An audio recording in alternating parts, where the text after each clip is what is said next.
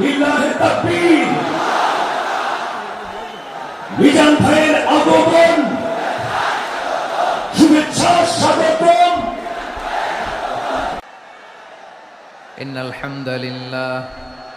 إن الحمد لله نحمده ونستعينه ونستغفره ونؤمن به ونتوكل عليه ونعوذ بالله من شرور أنفسنا ومن سيئات أعمالنا من يهده الله فلا مضل له ومن يضلل فلا هادي له أي فلن تجد له وليا مرشدا ونشهد أن لا إله إلا الله وحده لا شريك له هو الذي لا ضد له ولا ند له لا مثل له ولا مثيل له لا وزير له ولا كفيل له لا شبه له ولا شبيه له لا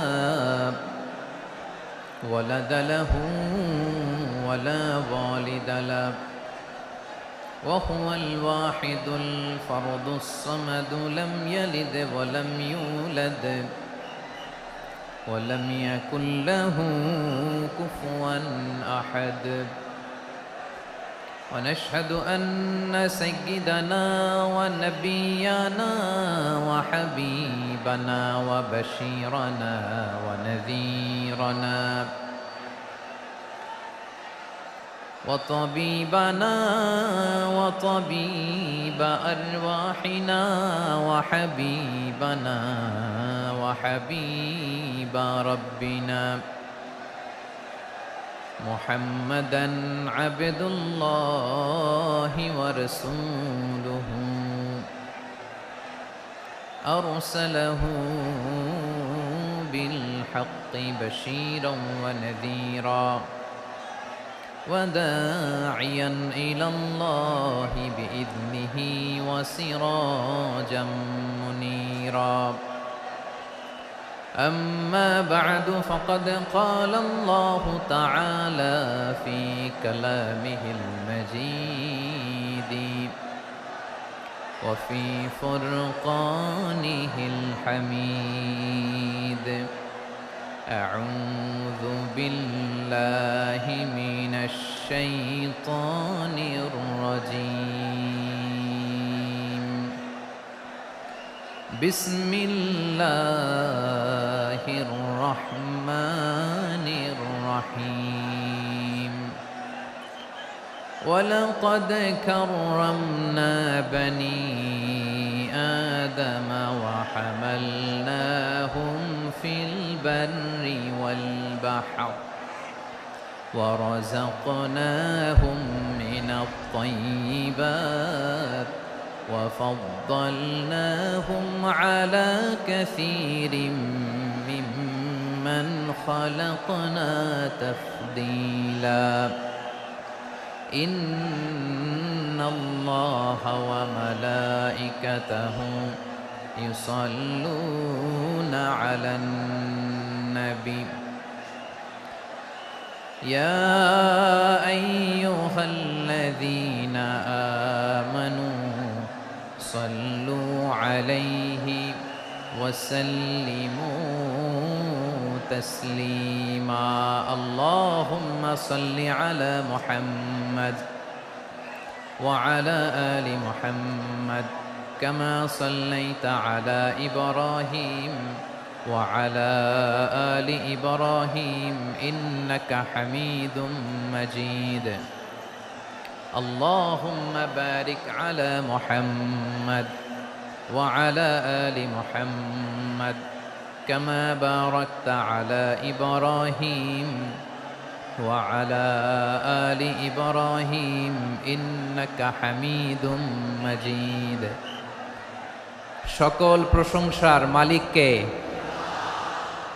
সকল ক্ষমতার উৎসকে। কেউ যেটা পারে না পারে কে, কেউ যেটা দেখে না দেখে কে? সে আল্লাহর দরবারে আমরা শুকরগুজার হচ্ছি। আমরা সবাই পড়ছি কালিমাতুশ শুকর, আলহামদুলিল্লাহ। সবাই একসাথে গলা ছেড়ে দিয়ে আওয়াজ করে পড়ুন, রব্বানা লাকাল হামদ হামদান কাসীরান তাইয়্যিবান মুবারাকান ফীহি ইয়া রাব্বি লাকাল হামদু কামা ইয়ানবাগি লিজালালি ওয়াজহিকা ওয়া আযীমি সুলতানিকা লাকাল হামদু বিল ঈমান লাকাল হামদু বিল ইসলাম লাকাল হামদু বিল কুরআন। আল্লাহ রাব্বুল ইজ্জা ওয়াল জালালের দরবারে শুকরিয়া জ্ঞাপনের পাশাপাশি আমি আজকের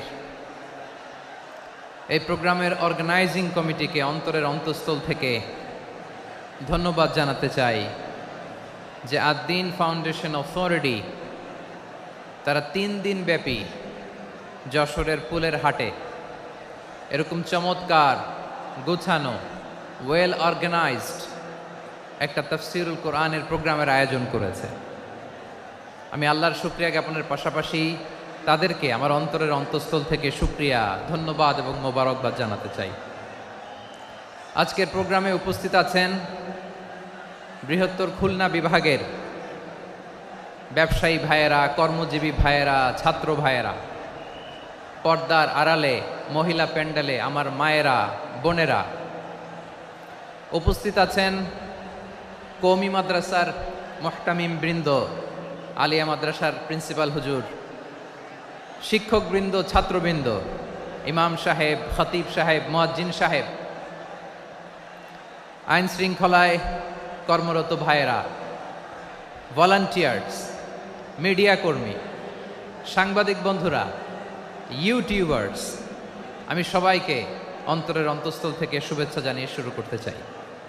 প্রিয় ভাইয়েরা, আমি জানি যশোরের মানুষ খুবই well civilised, they know manners, তারা ম্যানার জানে।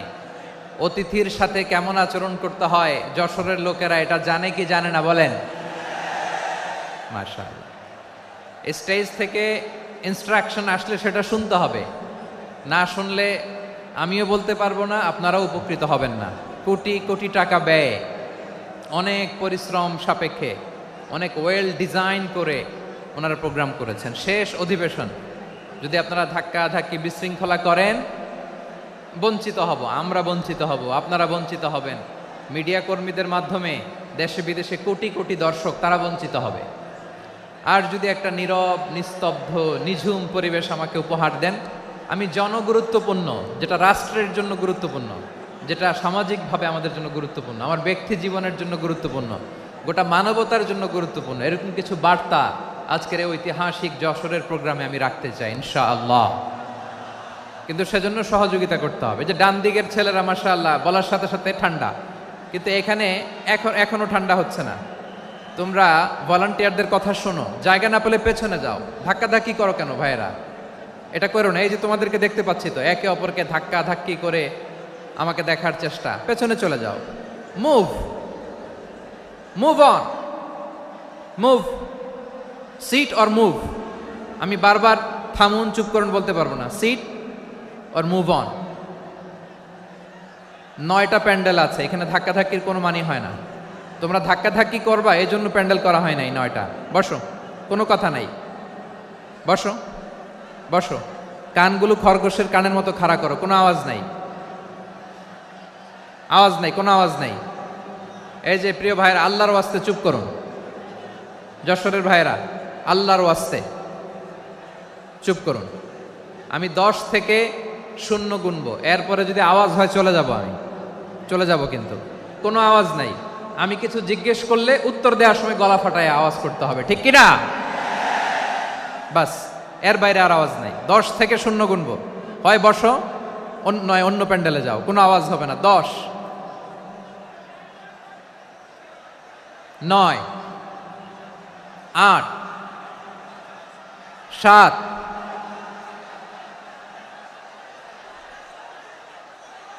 6 5 4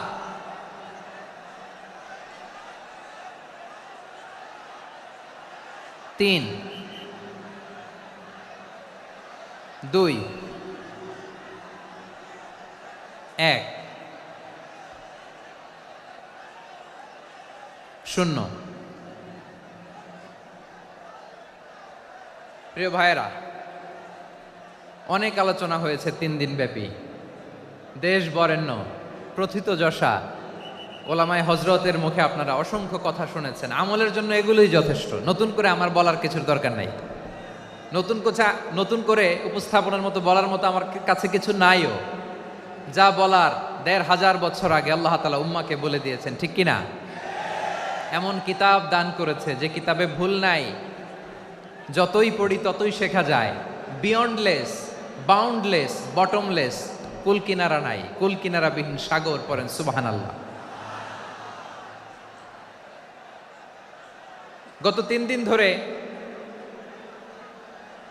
স্কলাররা যে সমস্ত বিষয় কোরআন সুন্নাহর আলোকে আলোচনা করেছে, আমরা যেন সেগুলোর উপর আমল করতে পারি। আল্লাহ তৌফিক দান করুক, আমরা পড়ি আমিন। আসুন এখানে আসার বসার এই প্রোগ্রামে অংশগ্রহণ করার উদ্দেশ্যকে, নিয়াতকে আমরা খালেস করে নেই। আজকে আমরা যা শুনবো শিখবো আমলের নিয়তে শুনবো, ঠিক কিনা বলেন? শেষ পর্যন্ত নীরবতা বজায় রাখবো। আমি উঠবো, আপনারা উঠবেন। এর আগে ওঠা যাবে না। স্কেজিউলে একটু চেঞ্জ এসেছে, এশার সালাত হয়নি। আমার আলোচনার পরপরই আজান হবে। এশার সালাতে আমরা জামাতে অংশগ্রহণ করে একসাথে বিদায় নেব ইনশাল্লাহ। বলেন। বিশৃঙ্খলা করলে আমার বুঝাতে, পয়েন্টগুলো শেয়ার করতে দেরি হবে। আর এই যে এরকম নীরব নিস্তব্ধ থাকলে সুবিধা হবে। আল্লাহর ওয়াস্তে বি স্মার্ট।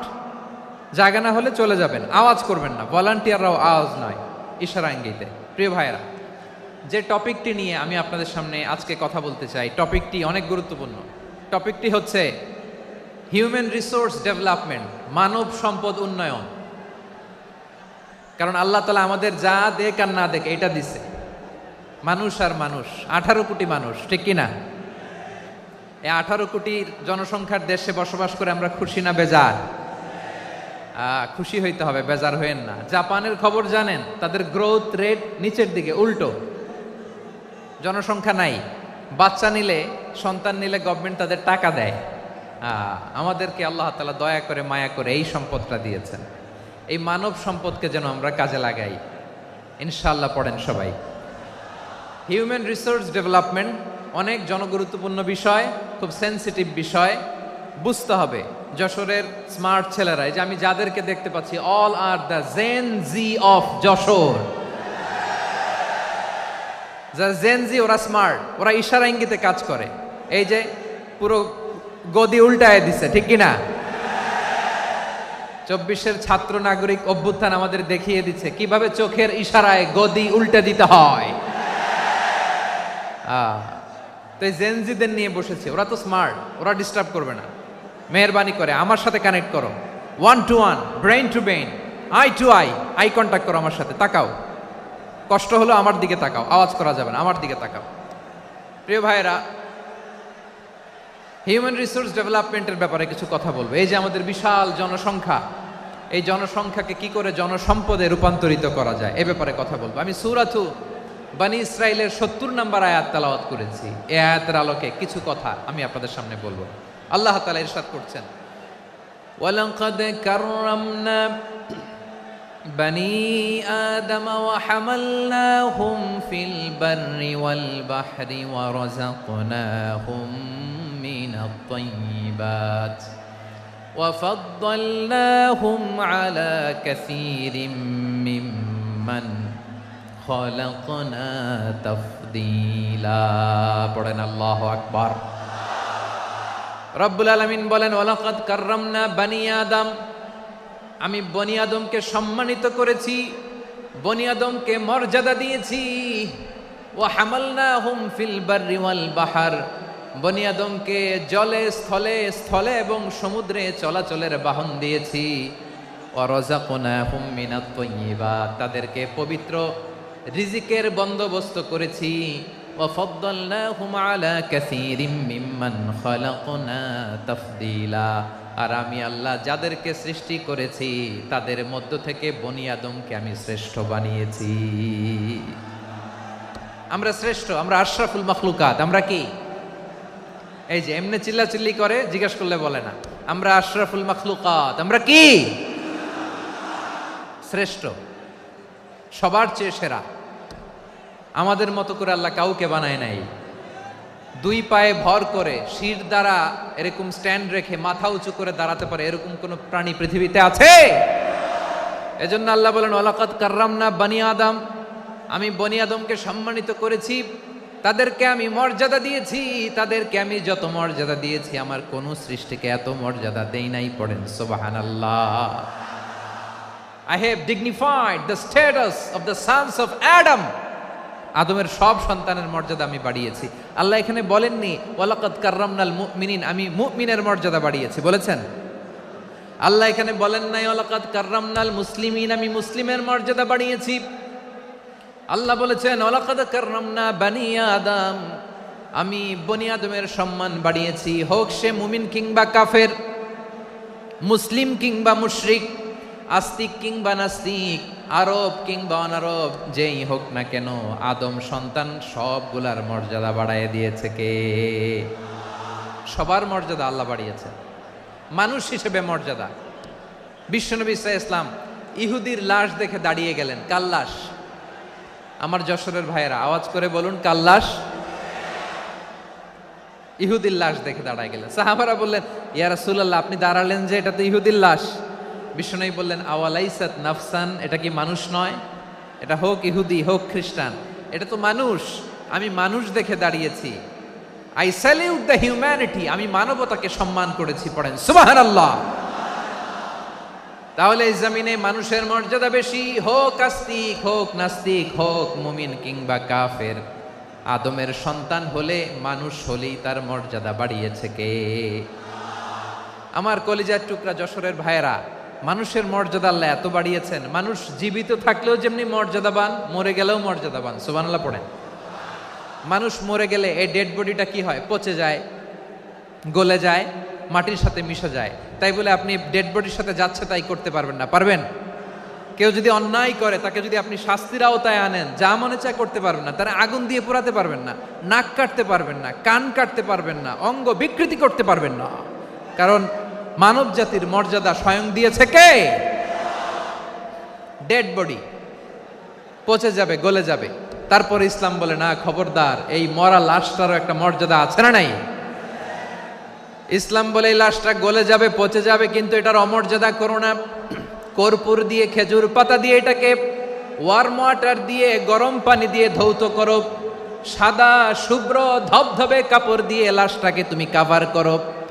তারপরে খাটিয়ার মধ্যে লাশটাকে রেখে বিশাল একটা প্রোগ্রাম করো, একটা ফিউনারাল প্রোগ্রাম করো। ওই প্রোগ্রামের ডানে বায়ে পেছনে লাশটারে রাখলে হবে না, প্রোগ্রামের একেবারে সামনটাতে তুমি লাশটাকে রাখো। সুবহানাল্লাহ।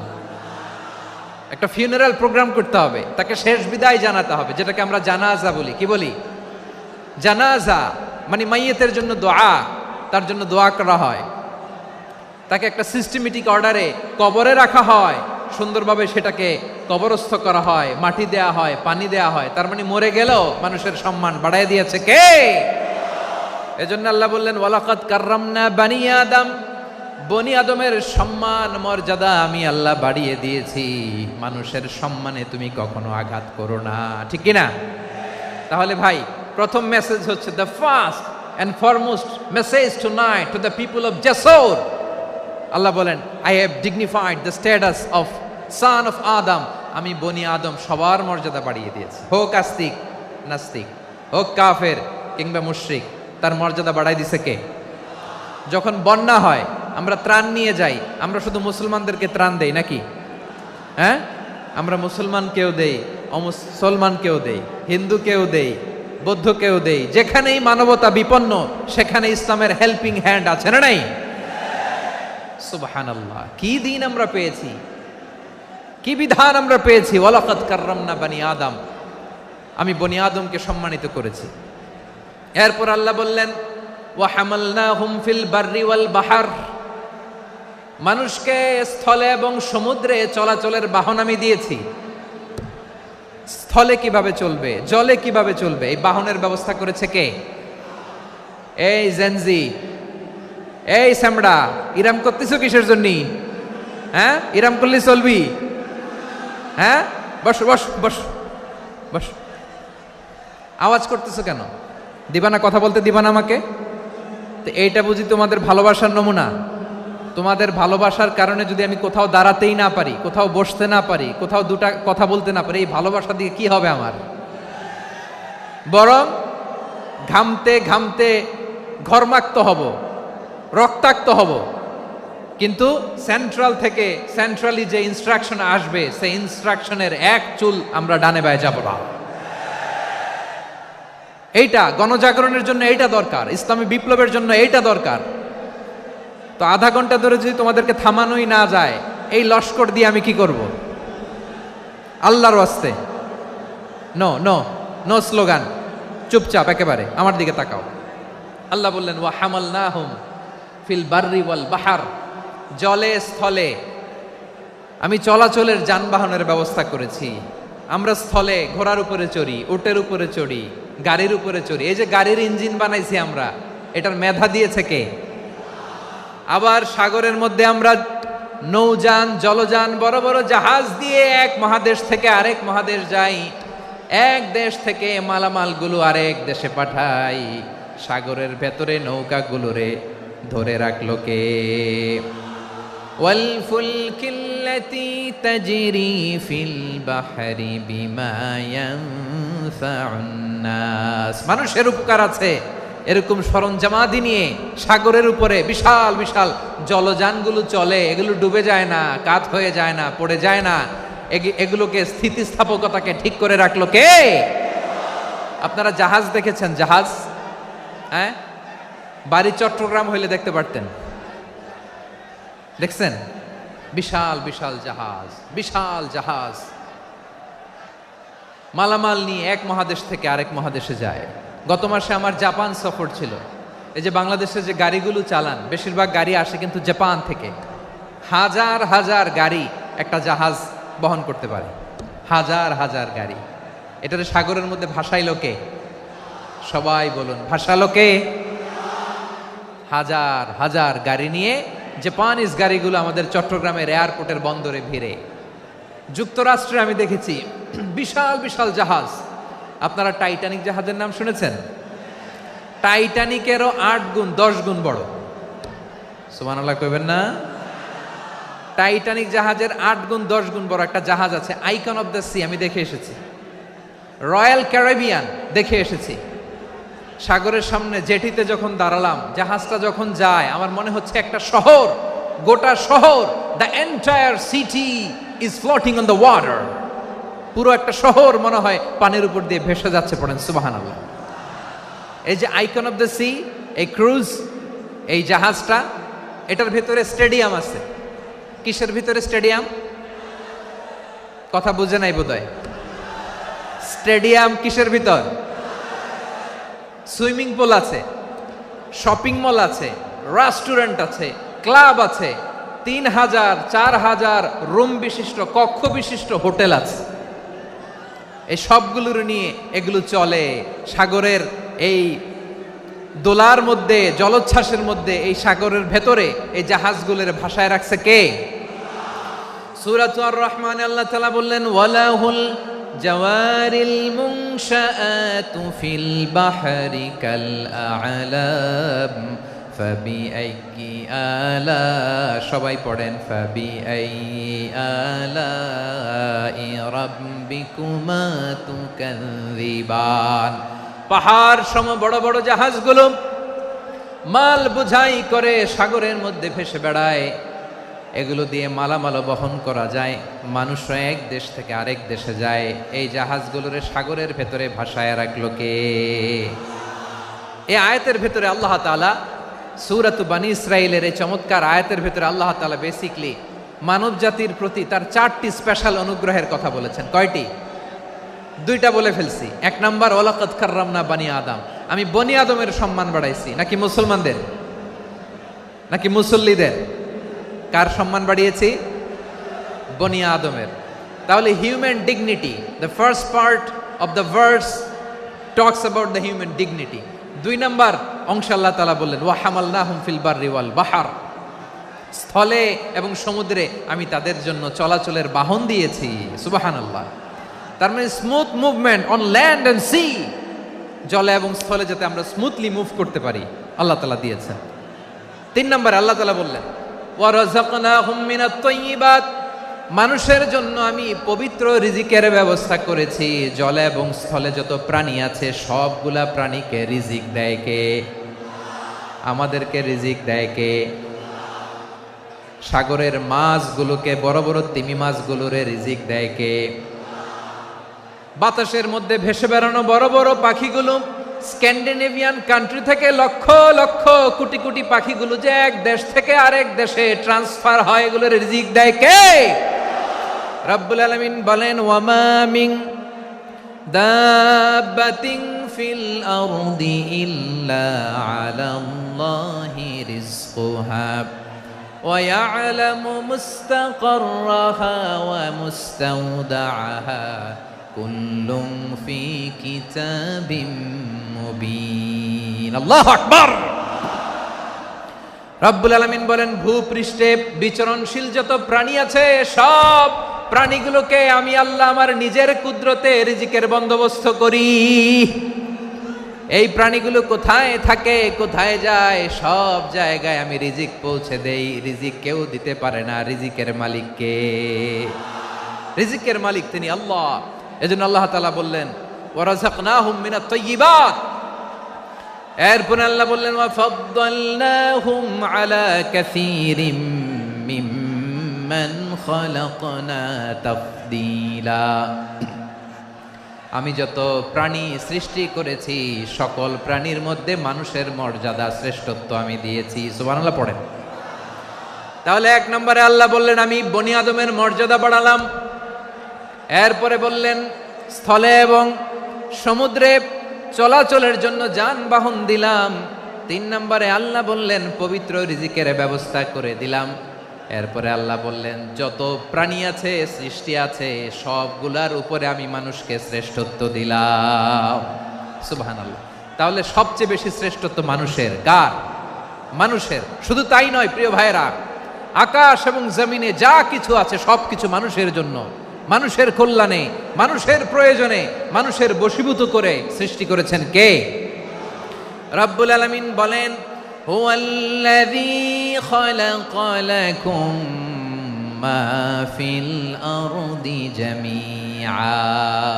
এই জমিনের মধ্যে যা কিছু আমি আল্লাহ সৃষ্টি করেছি সব কিছু আমি মানুষের জন্য সৃষ্টি করেছি। পড়েন সুবহানাল্লাহ।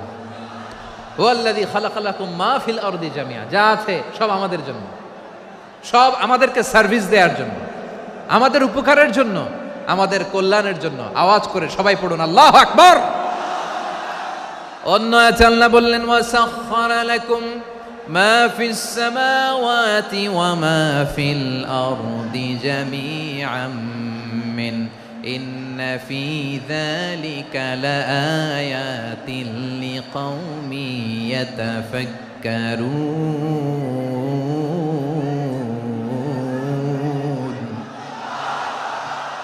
প্রথমে আয়াতে আল্লাহ বললেন জমিনে যা আছে সব তোমাদের কল্যাণে আমি সৃষ্টি করলাম। এরপরে আল্লাহ বললেন আকাশেও যা আছে সব তোমাদের জন্য সৃষ্টি করলাম, তোমাদের অনুগত বানায় দিলাম। পড়েন সুবহানাল্লাহ। মানুষের কি ব্রেইন দেখেন, মানুষ জমিন ছেড়ে আকাশে চলে যায়। পাখি দেখে মানুষের শখ হলো পাখি যেহেতু উঠতে পারে আমরাও পারবো। অরবিল রাইট, উইলবার রাইট, দুই ভাই মিলে আঁকাঝোঁকা করতে করতে করতে করতে প্লেন বানায় ফেললো। কোন সুবহানাল্লাহ। এখন পাখিও ওরে, আমরাও ওরি। এরপরেই মানুষের কৌতূহল থামে না এখানে। মানুষ চলে গিয়েছে চাঁদে। কোথায় গেছে? এখন কিন্তু চাঁদে জমি বিক্রি হয় জানেন। পৃথিবী নিয়ে মারামারি শেষ। রাশিয়া আমেরিকা এখন ধরছে চাঁদ আর মঙ্গল গ্রহ। এখন চাঁদে জমি বিক্রি হয়, মঙ্গলে জমি বিক্রি হয়। এই চাঁদ মঙ্গল, বৃহস্পতি, শনি সব আল্লাহ তাআলা আমাদের জন্য বানিয়েছেন। সুবহানাল্লাহ পড়েন। মানুষ সাগরের উপরে চড়ে, শূন্যে ভেসে বেড়ায়, পাহাড় কেটে সুড়ঙ্গ বানায়, টানেল বানায়। মানুষ ব্রডব্যান্ডের লাইন নিয়ে যায় সাগরের ভেতর দিয়ে, এক দেশ থেকে আরেক দেশে, এক মহাদেশ থেকে আরেক মহাদেশে। সুবহানাল্লাহ পড়েন। তার মানে গোটা বিশ্বের সব কিছুর উপরে control, superiority over all creatures, সব কিছুর উপর কন্ট্রোল, মনিটরিং, নিয়ন্ত্রণ, এটা প্রতিষ্ঠা করে দিয়েছে কে? এজন্যই মানুষের শ্রেষ্ঠত্ব। ওয়ালাকাদ কাররামনা বানি আদম, আমি বনি আদমের সম্মান বাড়িয়েছি, মর্যাদা আমি বাড়িয়ে দিয়েছি এই কারণে, কারণ মানুষ সব কিছুর উপর নিয়ন্ত্রণ নিতে পারে। মানুষকে নিয়ে এই কোরআনের সব আলোচনা, মানুষকে নিয়ে এই কোরআনের সব। তাই কোরআনের কেন্দ্রীয় আলোচ্য বিষয় হচ্ছে মানুষ। কোরআনের কেন্দ্রীয় আলোচ্য বিষয় কি? যশোরের ভাইয়েরা বুঝে থাকলে সবাই বলবেন, কোরআনের কেন্দ্রীয় আলোচ্য বিষয় কি? এই যে আমি মূল আলোচনায় যাচ্ছি এখন। কেন মানুষ কোরআনের কেন্দ্রীয় আলোচ্য বিষয়? যশোর, আওয়াজ করে বলো, কোরআনের কেন্দ্রীয় আলোচ্য বিষয় কি? মানুষ। এই মানুষ কোরআনের কেন্দ্রীয় আলোচ্য বিষয়। মানুষকে আল্লাহ স্বাধীনতা দিয়েছেন। ফামান শাআ ফালইউমিন ওয়া মান শাআ ফালইয়াকফুর। চাইলে মুমিন হতে পারো, চাইলে কাফের হতে পারো, তোমার ইচ্ছা। তবে জেনে রাখো, মুমিন হলে পাবা জান্নাত, কাফির হলে পাবা জাহান্নাম। নাও দ্য ডিসিশন ইজ ইয়ার্স। সিদ্ধান্ত তোমার, জান্নাতে যাবা না জাহান্নামে যাবা। যশোরের ভাইয়েরা আওয়াজ করে বলুন, কই যেতে চান, জান্নাতে না জাহান্নামে? ডান দিকে না বাম দিকে? ডানপন্থী না বামপন্থী? চিল্লা চিল্লি না চুপচাপ? চুপচাপ কয়ে আবার চিল্লাচিল্লি শুরু করেছে। মাশাআল্লাহ, গুরুত্বপূর্ণ কথা বাকি আছে, আমাকে সহযোগিতা করতে হবে। মাশাআল্লাহ, এই তো ঠান্ডা হয়েছে। হ্যাঁ, ঠিক আছে ঠিক আছে ঠিক আছে। মানুষকে আল্লাহ এত স্বাধীনতা দিয়েছেন, মানুষ চাইলে অনেক ভালো হইতে পারে। ভালোর রাস্তাও খোলা, খারাপ হওয়ার রাস্তাও খোলা। ভালো হইলে মানুষ অনেক ভালো, খারাপ হইলে অনেক খারাপ। ভালো হইলে সবচেয়ে ভালো, খারাপ হইলে সবচেয়ে খারাপ। এজন্য সিদ্ধান্ত আপনাকে নিতে হবে। আল্লাহ তাআলা বলছেন, লাকাদ খালাকনাল ইনসানা ফি আহসানি তাকওয়িম সুম্মা রাদাদনাহু আসফালা সাফিলিন। আমি মানুষকে অনেক সুন্দর অবয়বে, সুন্দর আকৃতিতে সৃষ্টি করেছি। তার শুধু চেহারার ডিজাইনটাই সুন্দর নয়, তার ব্রেনটা বড্ড সুন্দর, তার মানসিকতা বড্ড সুন্দর, তার সৃজনশীলতা বড্ড সুন্দর। পড়েন সুবহানাল্লাহ। আমাদের চেহারা, অবয়ব, ডিজাইন যে সুন্দর তা না, আমাদের ব্রেনটা অনেক সফিস্টিকেটেড ব্রেন, অনেক সফিস্টিকেটেড। এই 1.5 কেজি ব্রেন ইউজ করে মানুষ গোটা বিশ্বে সভ্যতা বিনির্মাণ করেছে, ঠিক কিনা? এই ব্রেন আল্লাহ তাআলা আমাকে দিয়েছে। এটারে কাজে লাগালে, আপনার 6 সেন্স কাজে লাগালে আপনি অনন্য মানুষ হয়ে উঠবেন, মহামানবে রূপান্তরিত হবেন। মানুষ হতে পারে, চাইলেই মহামানব হতে পারে। আবার যদি মানুষ চায় খারাপও হতে পারে। আল্লাহ বললেন শুধু ভালোই না, ভালো হতে চাইলে অনেক ভালো তুমি হতে পারো, আবার খারাপ হতে চাইলে অনেক খারাপ তুমি হতে পারো। সুম্মা রাদাদনাহু আসফালা সাফিলিন। খারাপ হলে একেবারে খারাপ হতে পারো, নিকৃষ্ট হলে একেবারে নিকৃষ্ট হতে পারো, ভালো হলেও ভালো হতে পারো। কোন সুবহানাল্লাহ। এবার আওয়াজ করে বলুন, ভালো হতে চাই না খারাপ? শ্রেষ্ঠ না নিকৃষ্ট? মানুষ ভালো হলে মানুষ ফেরেশতার চেয়েও ভালো, মানুষ খারাপ হলে সে পশুর চেয়েও খারাপ। কথা ঠিক কিনা বলেন? ভালো হলে ফেরেশতার চেয়েও ভালো, খারাপ হলে পশুর চেয়েও নিকৃষ্ট। তার মানে শ্রেষ্ঠত্বে, মানুষ শ্রেষ্ঠত্বে ফেরেশতাকে হার মানায়, আর অধপতনে শ্রেষ্ঠত্বে ফেরেশতাকে ছাড়িয়ে যায়, আর অধপতনে পশুকেও হার মানায়। আই রিপিট, আমি আবারও বলছি, মানুষ শ্রেষ্ঠত্বে ফেরেশতাকে ছাড়িয়ে যায়, আর অধপতনে সে পশুকেও হার মানায়। আওয়াজ করে বলতে হবে ঠিক কিনা? এটার প্রমাণ কি? মানুষ শ্রেষ্ঠ হইলে যে ফেরেশতার চেয়েও সেরা, তার প্রমাণ কি? আল্লাহ তাআলা বলছেন, ওয়া ইয কুলনা লিল মালাইকাতি ইসজুদু লিআদাম ফাসাজাদু ইল্লা ইবলিস আবা ওয়াস্তাকবারা ওয়া কানা মিনাল কাফিরিন। আল্লাহ বলেন, স্মরণ করো সে সময়ের কথা যখন আমি ফেরেশতাদেরকে বললাম, ও ফেরেশতারা আদমকে সেজদা দাও। সব ফেরেশতারা সম্মান সূচক সেজদা আদমকে দিল। তারা আদমের জন্য সেজদায় লুটিয়ে পড়লো, একজন ছাড়া, তার নাম ইবলিস। আওয়াজ করে বলেন, তার নাম কি? সে অহংকার প্রদর্শন করলো, সে কাফের হয়ে গেল। বাকি সব ফেরেশতারা সেজদা দিল। সুবহানাল্লাহ। আবার আদম আলাইহিস সালামকে আল্লাহ জিজ্ঞেস করলেন, সব বলে দিল উত্তর, কিন্তু ফেরেশতাদেরকে একই প্রশ্ন জিজ্ঞেস করলেন, তারা উত্তর করতে পারে নাই। তার মানে এর মধ্য দিয়ে প্রমাণিত হয়, মানুষ ভালো হলে ফেরেশতার চেয়েও ভালো, ফেরেশতার চেয়েও মানুষের মর্যাদা বাড়িয়ে দিয়েছে কে? সব নূরের ফেরেশতা যখন মাটির আদমকে সেজদা দেয়, এটা প্রমাণ করে ফেরেশতার চেয়েও মানুষের মর্যাদা বাড়িয়ে দিয়েছে কে? তুমি মাটির আদমকে প্রথম সৃষ্টি করিয়া ঘোষণা করিয়া দিলে শ্রেষ্ঠ বলিয়া, তাই তো নূরের ফেরেশতা করে আদমকে সেজদা। ঠিক কিনা বলেন? তাই তো নূরের ফেরেশতা করে আদমকে সেজদা। সবার চেয়ে সম্মান দিলে মাটির আদমকে। আল্লাহু আল্লাহু তুমি জাল্লে জালালুহু, শেষ করা তো যায় না গে তোমার গুণগান। পড়েন না? পড়েন। আল্লাহু আল্লাহু তুমি জাল্লে জালালুহু, শেষ করা তো যায় না গে তোমার গুণগান। আল্লাহু আল্লাহু, আল্লাহু আকবার। আদমের মর্যাদা বেশি, মানুষের মর্যাদা বেশি, মানুষ শ্রেষ্ঠ তার প্রমাণ নূরের ফেরেশতা মাটির আদমকে সেজদা করে। আওয়াজ করে বলেন ঠিক কিনা? তাহলে মানুষ ভালো হলে ফেরেশতার চেয়ে ভালো। আবার মানুষ যদি খারাপ হয়, সে পশুর চেয়েও খারাপ। অধপতনে পশুত্বকে হার মানায়।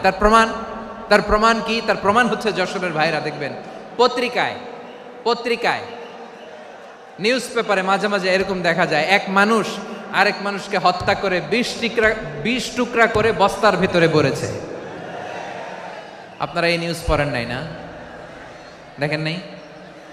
দেখছেন? মানুষ মানুষকে হত্যা করে কয় টুকরা? জোরে বলেন। এখানেই ক্ষান্ত হয় না, আবার কোথায় ভরছে? বস্তার ভেতরে।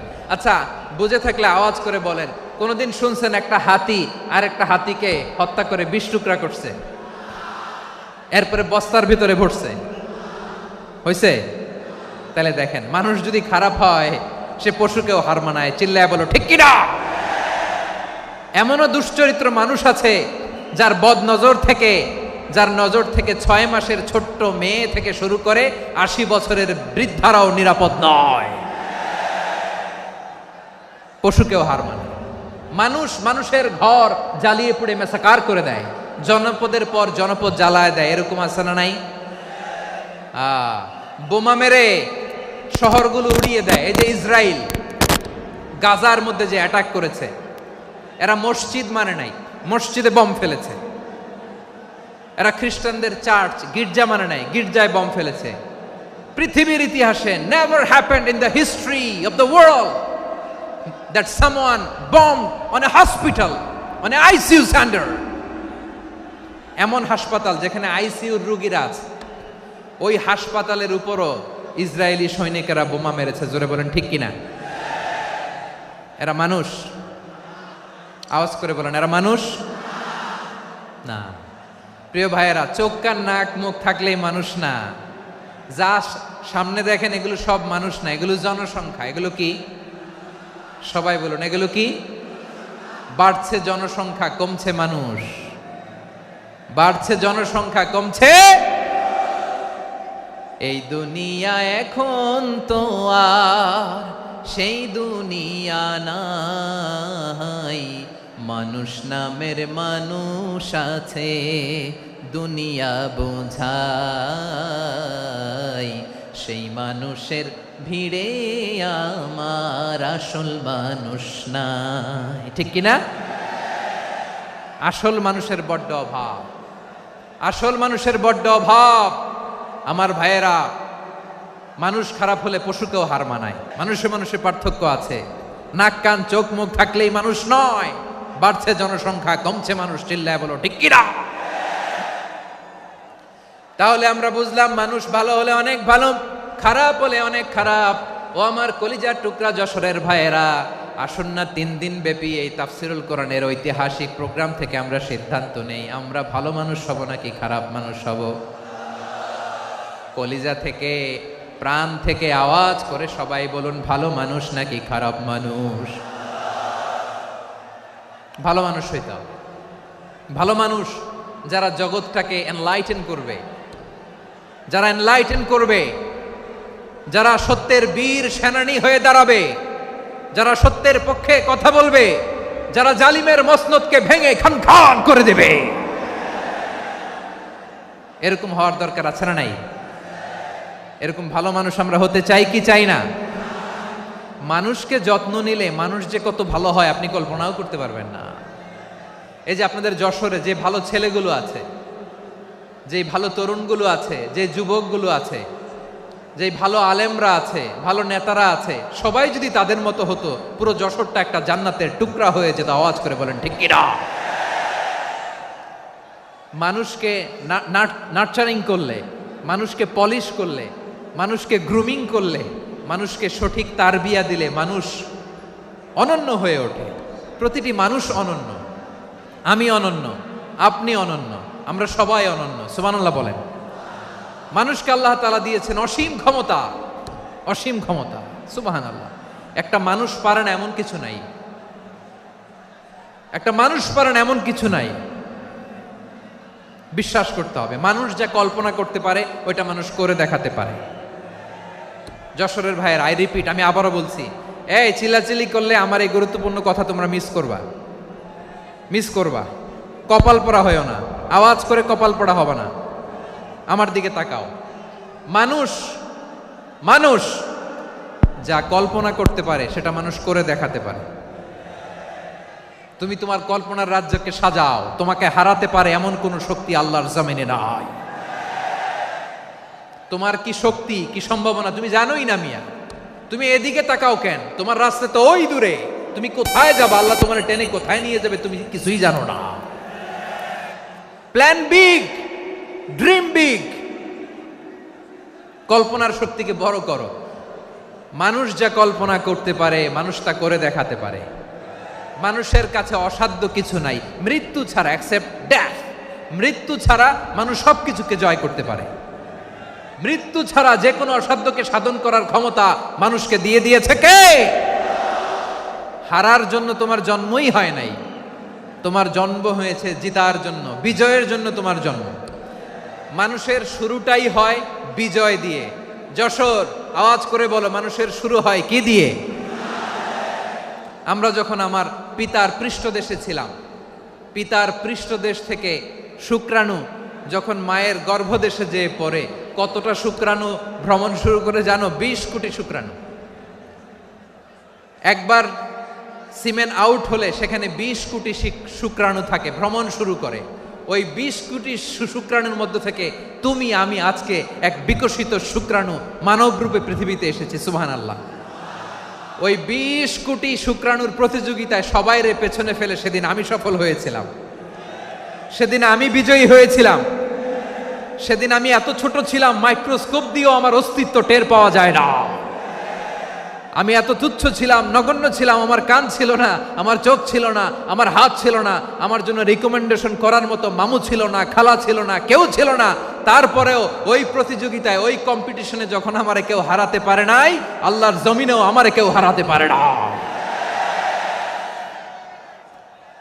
হারার জন্য তোমার জন্মই হয় নাই, তুমি আসছোই জিতার জন্য। সুবহানাল্লাহ। বিশ্বনবী বলেন, আন্নাসু মাআদিন কামাআদিনি যাহাবি ওয়াল ফিদ্দা খিয়ারুহুম ফিল জাহিলিয়াতি খিয়ারুহুম ফিল ইসলাম। Peoples are like mines of gold and silver. সোনার খনি, রূপার খনি, এর চেয়েও বড় খনি হচ্ছে এই মানব সম্পদের খনি। আওয়াজ করে বলেন আল্লাহু আকবার। আল্লাহ তাআলা এই সম্পদ আমাদেরকে দিয়েছে। বিশ্বনবী বলেন, মানুষ হচ্ছে খনির মতো। খিয়ারুহুম ফিল জাহিলিয়াতি খিয়ারুহুম ফিল ইসলাম। জাহিলি যুগে যারা সেরা, ইসলামেও তারা সেরা। ইদা ফাকুহু, যদি তারা বুঝবান হয় তাহলে তাদেরকে সেরা বানায় দিবে কে? তাহলে মানুষের চেয়ে সেরা কেউ হতে পারে? মানুষের চেয়ে অনন্য কেউ হতে পারে? মানুষকে কেউ হারাতে পারে? আওয়াজ করে বলো, তোমাকে কেউ হারাতে পারবে? এই সাহস জাগছে আজকের আলোচনা থেকে। আমি তুমি অনন্য, আমাকে তোমাকে হারায় দেওয়া এত সহজ না, ঠিক কিনা? একটা কথা জীবনের সাথে সেট করে নিতে হবে, আমি জিতি নয় শিখি, আমি কখনো হারি না। জীবনের সাথে সেট করে নাও, জেনজি অফ জেসর, আমি কখনো হারি না, আমি হয় জিতি নয় শিখি। চিল্লায় বলো ঠিক কিনা? আমি কখনো হারি না, আমার হারানো এত সোজা না। কি সাহস জাগছে? বুকে সাহস জাগছে? তাকবীর পড়ো, লিল্লাহে তাকবীর। তাহলে বিশ্বনবী বললেন নাসু মাআদিন, মানুষ হচ্ছে খনি। এই ধাক্কা ধাক্কি আমি জানি এগুলো ভালোবাসার ধাক্কা ধাক্কি, এজন্য আমি সহ্য করে নেই। এগুলো যে ভালোবাসার ধাক্কা ধাক্কি এটা আমরা বুঝি। পৃথিবীর কোনো আইন, সিকিউরিটি, প্রটোকল দিয়ে এটারে মানানো যাবে না, কারণ এটা তো ভালোবাসা, লাভ। লাভ কোনো আইন কানুন দিয়ে বাধা যায় না, মানানো যায় না, ঠিক কিনা বলো?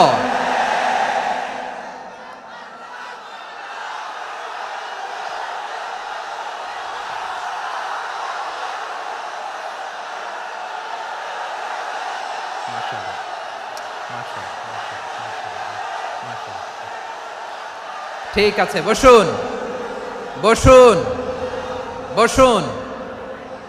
আল নাসু মাআদিন, মানুষ হচ্ছে খনি, এই খনির যত্ন নিতে হবে। আমার মা বাবা যারা এসেছেন, আপনার ছেলে মেয়ের যত্ন নেন। আপনার ছেলের মধ্যে যে কি পটেনশিয়াল আপনি জানেন না। আপনার এই ছোট্ট অবুজ ছেলেটাই আগামী দিনের শায়েখ আহমদুল্লাহ হবে। আপনার হেফজখানায় পড়া ওই ছোট্ট ছেলেটাই আগামী দিনের আল্লামা মামুনুল হক হবে। আপনার ওই ছেলেটা আমির হামজা হবে, আব্দুল হাই সাইফুল্লাহ হবে। এভাবে বড় বড় আলেম হবে, তারা যুগশ্রেষ্ঠ আলেম হবে। সেই একদিন এই বাংলাদেশের পার্লামেন্টে যে বক্তব্য দিয়ে যশোরের পক্ষে কথা বলবে।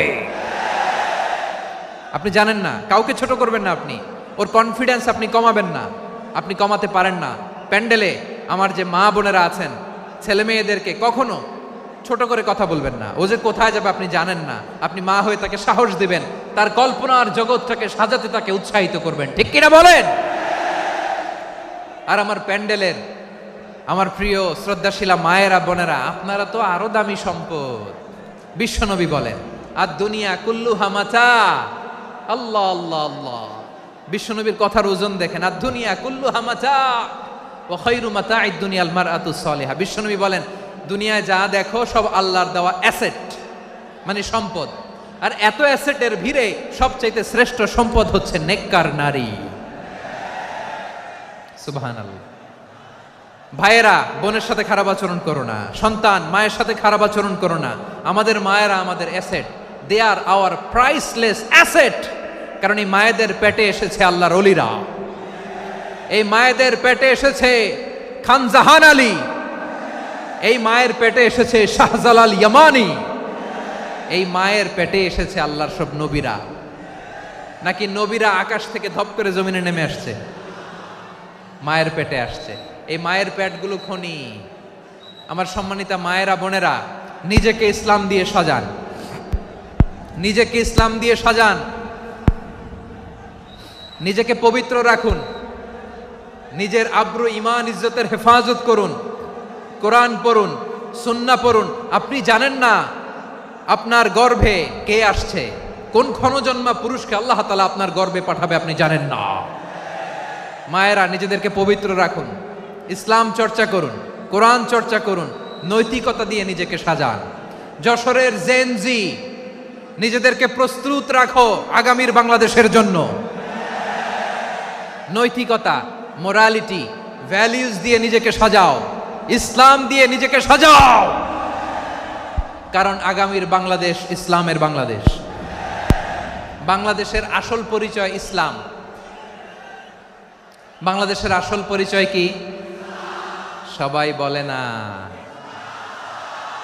বাংলাদেশের আসল পরিচয় কি?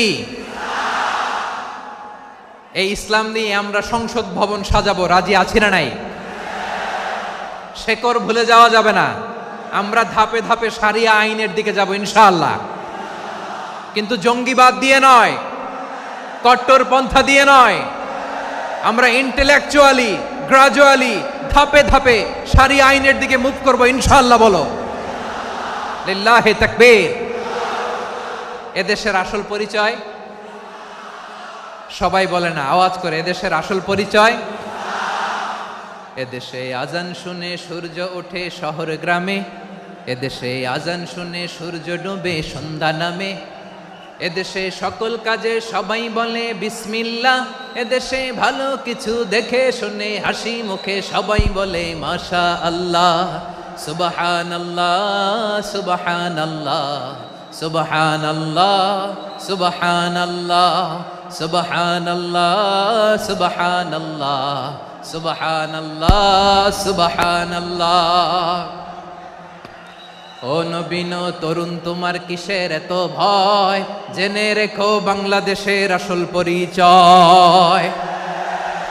বাংলাদেশের আসল পরিচয় ইসলাম। আওয়াজ তুলে বলো, আসল পরিচয় কি? এদেশে পরস্পরে দেখা হলে দেয় সালাম, এদেশে আমজনতার হৃদয় জুড়ে পাক্কালাম, ঠিক কি না?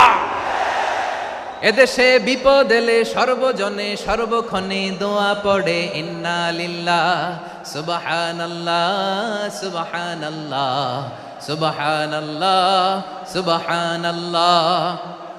এদেশে আজান শুনে সূর্য ওঠে শহর গ্রামে, এদেশে আজান শুনে সূর্য ডুবে সন্ধ্যা নামে, এদেশে সকল কাজে সবাই বলে বিসমিল্লাহ, এদেশে ভালো কিছু দেখে শুনে হাসি মুখে সবাই বলে মাশা আল্লাহ। সুবহানাল্লাহ, আওয়াজ করে সুবহানাল্লাহ সুবহানাল্লাহ সুবহানাল্লাহ সুবহানাল্লাহ। সবাই একসাথে সুবহানাল্লাহ সুবহানাল্লাহ সুবহানাল্লাহ সুবহানাল্লাহ। এদেশের আসল পরিচয় কি? আওয়াজ করে বলতে ভয় লাগে। এদেশের আসল পরিচয় কি? ইসলাম দিয়ে আমাদের সংসদ ভবন চলুক, আমরা চাই কি চাই না? বঙ্গভবনে লা ইলাহা ইল্লাল্লাহর পতাকা উড়ুক, আমরা চাই কি চাই না? প্রতিটি জেলা অফিসে, ডিসি অফিসে লা ইলাহার পতাকা ঝুলুক, আমরা চাই কি চাই না? কারা কারা চাই হাত তুলে আল্লাহরে দেখায়।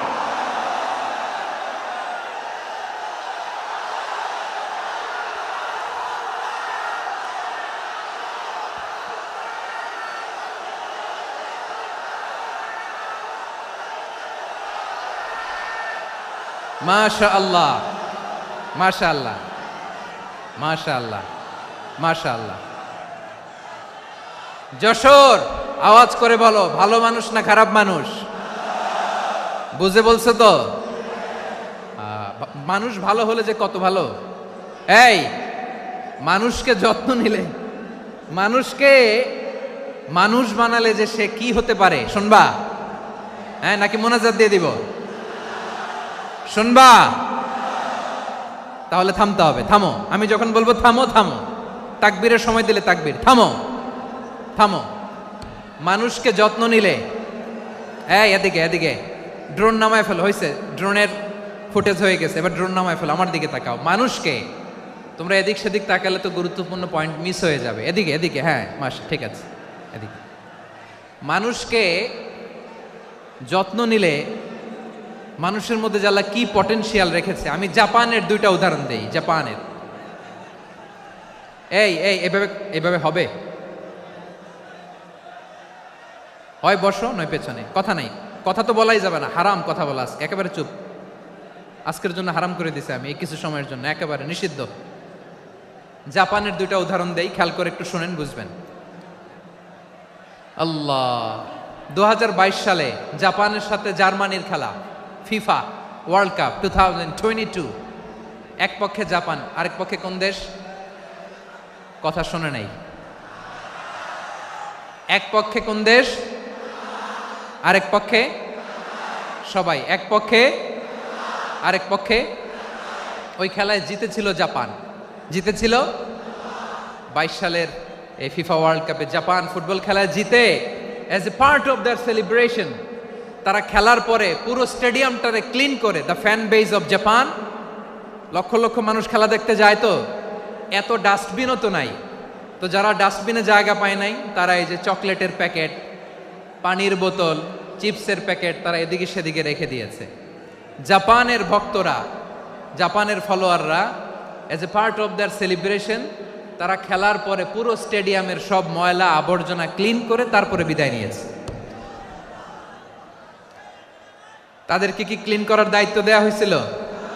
এই যশোর, জাপানের যে ছেলেরা খেলা দেখতে গেছিল ওদেরকে কি ক্লিন করার দায়িত্ব দিছিল? তারা কি স্টেডিয়ামের পরিচ্ছন্নতা কর্মী? তাদের আকল, তাদের সিক্স সেন্স তাদেরকে বলেছে। ছোটবেলা থেকে জাপান গভর্নমেন্ট ওদেরকে এত পরিচ্ছন্নতা শেখায়, ক্লিনলিনেস অ্যাওয়ারনেস ক্যাম্পেইন করায়।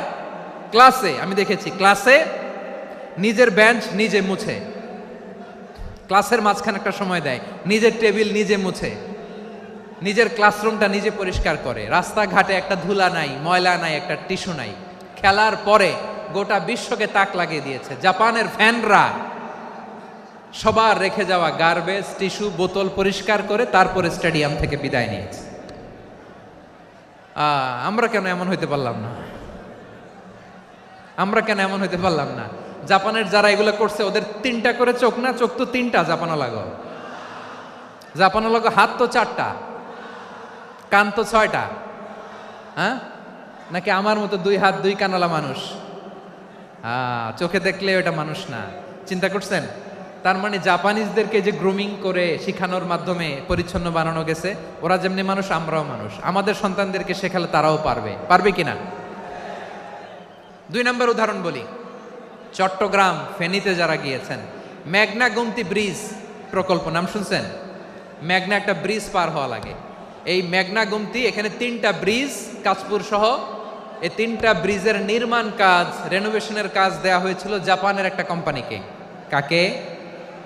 জাপানের কোম্পানি। নির্মাণ শেষে 738 কোটি টাকা বেঁচে গেছিল, এটা গভর্নমেন্টের হাতে দিয়ে তারা বিদায় নিয়েছে। কত টাকা? 738 কোটি টাকা। যত প্রাক্কলিত ব্যয় নির্ধারণ করা হয়েছে সব টাকা সরকার, তৎকালীন সরকার 2019-এর সরকার, কারা ছিল তো জানেন? এই 2019-এর সরকার তাদেরকে দিয়েছে।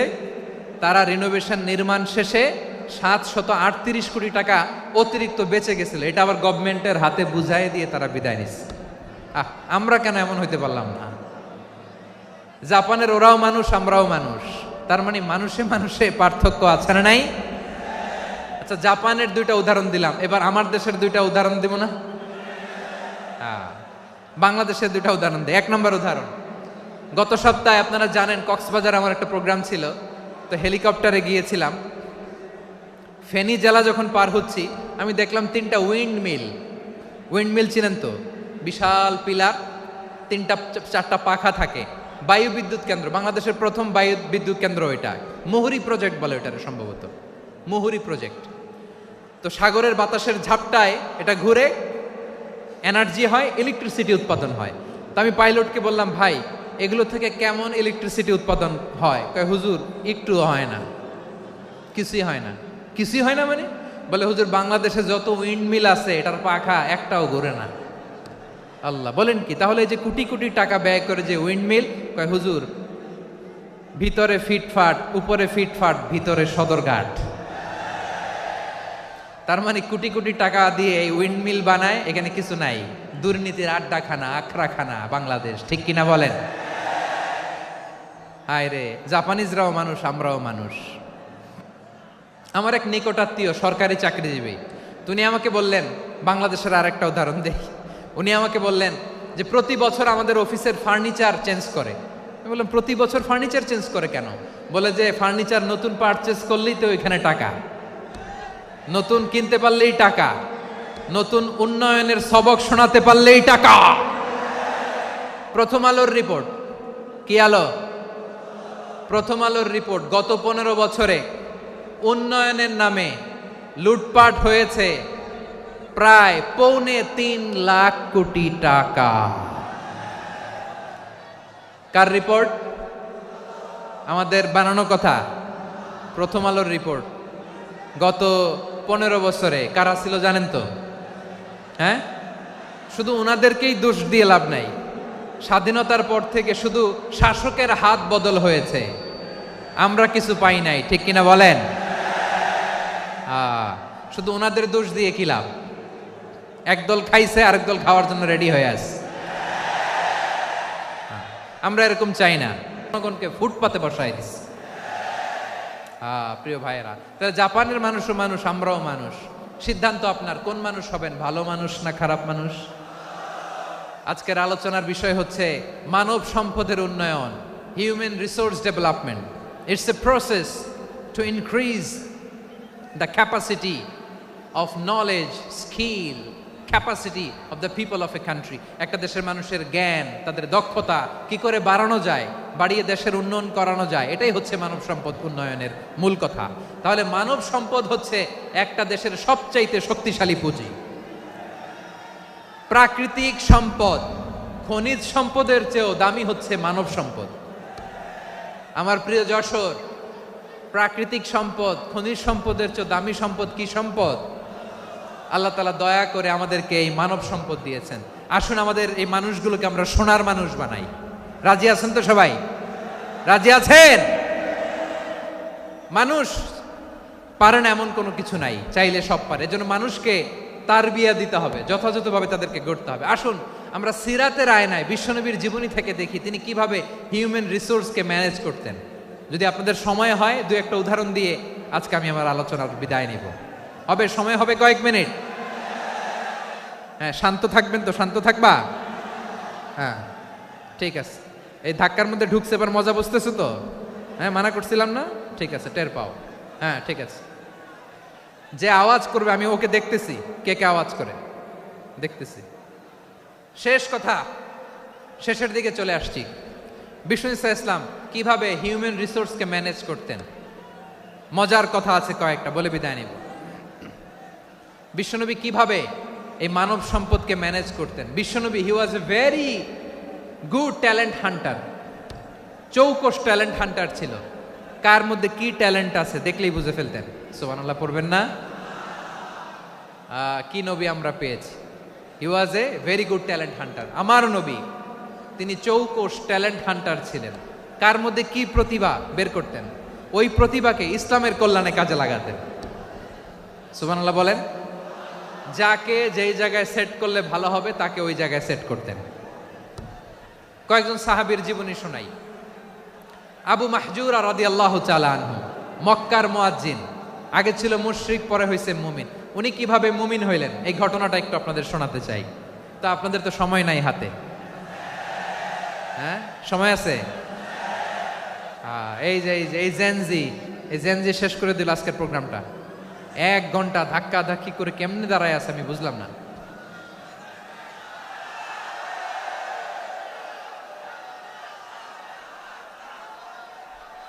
না না, তাকবির না, চুপ করতে হবে। What I need you stop, just shut up, চুপ। হ্যাঁ, ঠিক আছে, এভাবে। আবু মাহজুরা রাদিয়াল্লাহু তাআলা আনহু কিভাবে মুসলিম হলেন আওয়াজ করে শুনেন। হুনাইনের যুদ্ধ, 8ম হিজরি। বিষ্ণু ইসলাম হুনাইনের যুদ্ধ শেষে ফিরতেছেন, পথিমধ্যে বেলাল রাদিয়াল্লাহু তাআলা আনহু। এই যে আবার কথা, আই রে আল্লাহ রে, এখানে ধাক্কা ধাক্কি কেন? চলে যাও, পেছনে যাও, যাও পেছনে যাও। কি আজীব তামাশা! যেখানে যায় এখানে ধাক্কা ধাক্কি, মারামারি, গায়ের উপরে, কাঁধের উপরে, শাউটিং। অনেক গুরুত্বপূর্ণ কথা পয়েন্ট করে নিয়ে আসে যে বলবো, এই শাউট করার কারণে প্রোগ্রামটাই নষ্ট করে দেয়। আসছে আমার ভালোবাসা দেখাইতে, প্রোগ্রামটাই শেষ করে দিয়ে চলে যায়। স্টপ। আবার কথা বল, স্টপ। হুনাইনের যুদ্ধে 8ম হিজরি। কত হিজরি? সবাই বলেন না একটু, কত হিজরি? 8ম হিজরিতে হুনাইনের যুদ্ধে রাসূল সাল্লাল্লাহু আলাইহি ওয়াসাল্লাম ফিরে আসতেছেন মদিনায়। পথিমধ্যে বেলাল রাদিয়াল্লাহু তাআলা আনহু আজান দিচ্ছেন। কি দিচ্ছেন? তো পাশে ছিল মুশরিকদের একটা পল্লী। কিছু মুশরিক তরুণ কিছু অমুসলিম কিশোর তারা আজানকে ব্যঙ্গ করতেছে, আমাদের বাংলায় মুখ ভেঙ্গানো বলে আর কি। বেলাল রাদিয়াল্লাহু তাআলা আনহু আজান দিচ্ছেন, ওই বাচ্চাগুলো মুশরিক, তো ওরা আজানকে ব্যঙ্গ করতেছে, বিকৃতি করে ওরাও আজান দিচ্ছে। উদ্দেশ্য হচ্ছে আজানকে নিয়ে ঠাট্টা করা। উদ্দেশ্য কি? ঠাট্টা করা। ব্যাপারটা মনে কষ্ট পাওয়ার মতো ব্যাপার না? কিন্তু বিশ্বনবী ওইখানে দেখেন কি খুঁজলেন। বিশ্বনবী খেয়াল করলেন অমুসলিম কিশোরদের মধ্য থেকে একটা কিশোরের গলাটা বড় দরাজ গলা, কণ্ঠটা বড় সুন্দর। খেয়াল করে দেখলেন যে কিছু কিশোর বেলালের আজানকে ব্যঙ্গ করে, বিকৃতি করে, কিন্তু একজনের কণ্ঠ দেখতে পাচ্ছেন না এত দূরে, কিন্তু কণ্ঠটা বড় সুন্দর, দরাজ গলা। বিশ্বনবী সাহাবীদেরকে বললেন, ধরো এগুলারে, ধরো। সবগুলারে ধরে বিশ্বনবীর সামনে আনা হলো। ওরা হাঁটু গেড়ে বসলো। বিশ্বনবী বললেন, তোমাদের মধ্যে কে যেন ব্যঙ্গ করে আজান দিচ্ছিল, তার গলাটা বড় উঁচু, গলার বেসটা বড় মজবুত, মেলোডিয়াস, সুমধুর কণ্ঠ। কে? আবু মাহজুরা বলে, আমার বন্ধুরা সবাই আমার দিকে আঙ্গুল দেখায়, আমি পড়ে গেছি বিপদে। রাসূল সাল্লাল্লাহু আলাইহি ওয়াসাল্লাম বাকি অমুসলিম তরুণদেরকে ছেড়ে দিলেন, বললেন তোমরা যাও। এবার আবু মাহজুরারে পাইছে। আবু মাহজুরার চুলের মধ্যে হাত দিলেন বিশ্বনবী, মাথায় হাত দিয়ে বললেন, এবার আজান দাও দেখি। আবু মাহজুরা বলে, আমি তো আজান দিতে জানি না, কারণ আমি তো বেলালেরটা শুইনা দিছি, আমার তো মুখস্থ নাই, আমি তো আজান দিতে জানি না। বিশ্বনবী বললেন, জানো না? তাহলে আসো, আমি তোমারে শিখাই দেই। সুবহানাল্লাহ পড়েন। আবু মাহজুরা হাঁটু গেড়ে বসে, বিশ্বনবীর মোবারক হাত আবু মাহজুরার চুলের মধ্যে। বিশ্বনবী আজানের মুআল্লিম আবু মাহজুরাকে বলতেছে, ঠিক আছে তোমারে শিখাই দিচ্ছি, আমি যা যা বলবো আমার সাথে সাথে বলো, পারবা? আবু মাহজুরা বলে, পারবো। বিশ্বনবী আজান দিচ্ছেন, মাথায় হাত দিয়ে আল্লাহু আকবার, আল্লাহু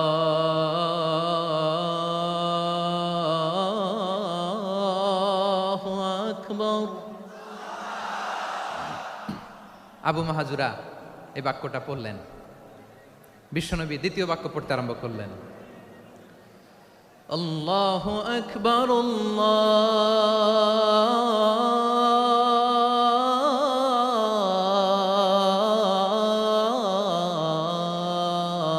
আল্লাহু আকবার। আবু মাহজুরা এই বাক্যটাও বললেন। বিশ্বনবী আবু মাহজুরার মাথার মধ্যে হাত দিয়ে তৃতীয় বাক্য পড়লেন, আশহাদু আল্লা ইলাহা ইল্লাল্লাহ।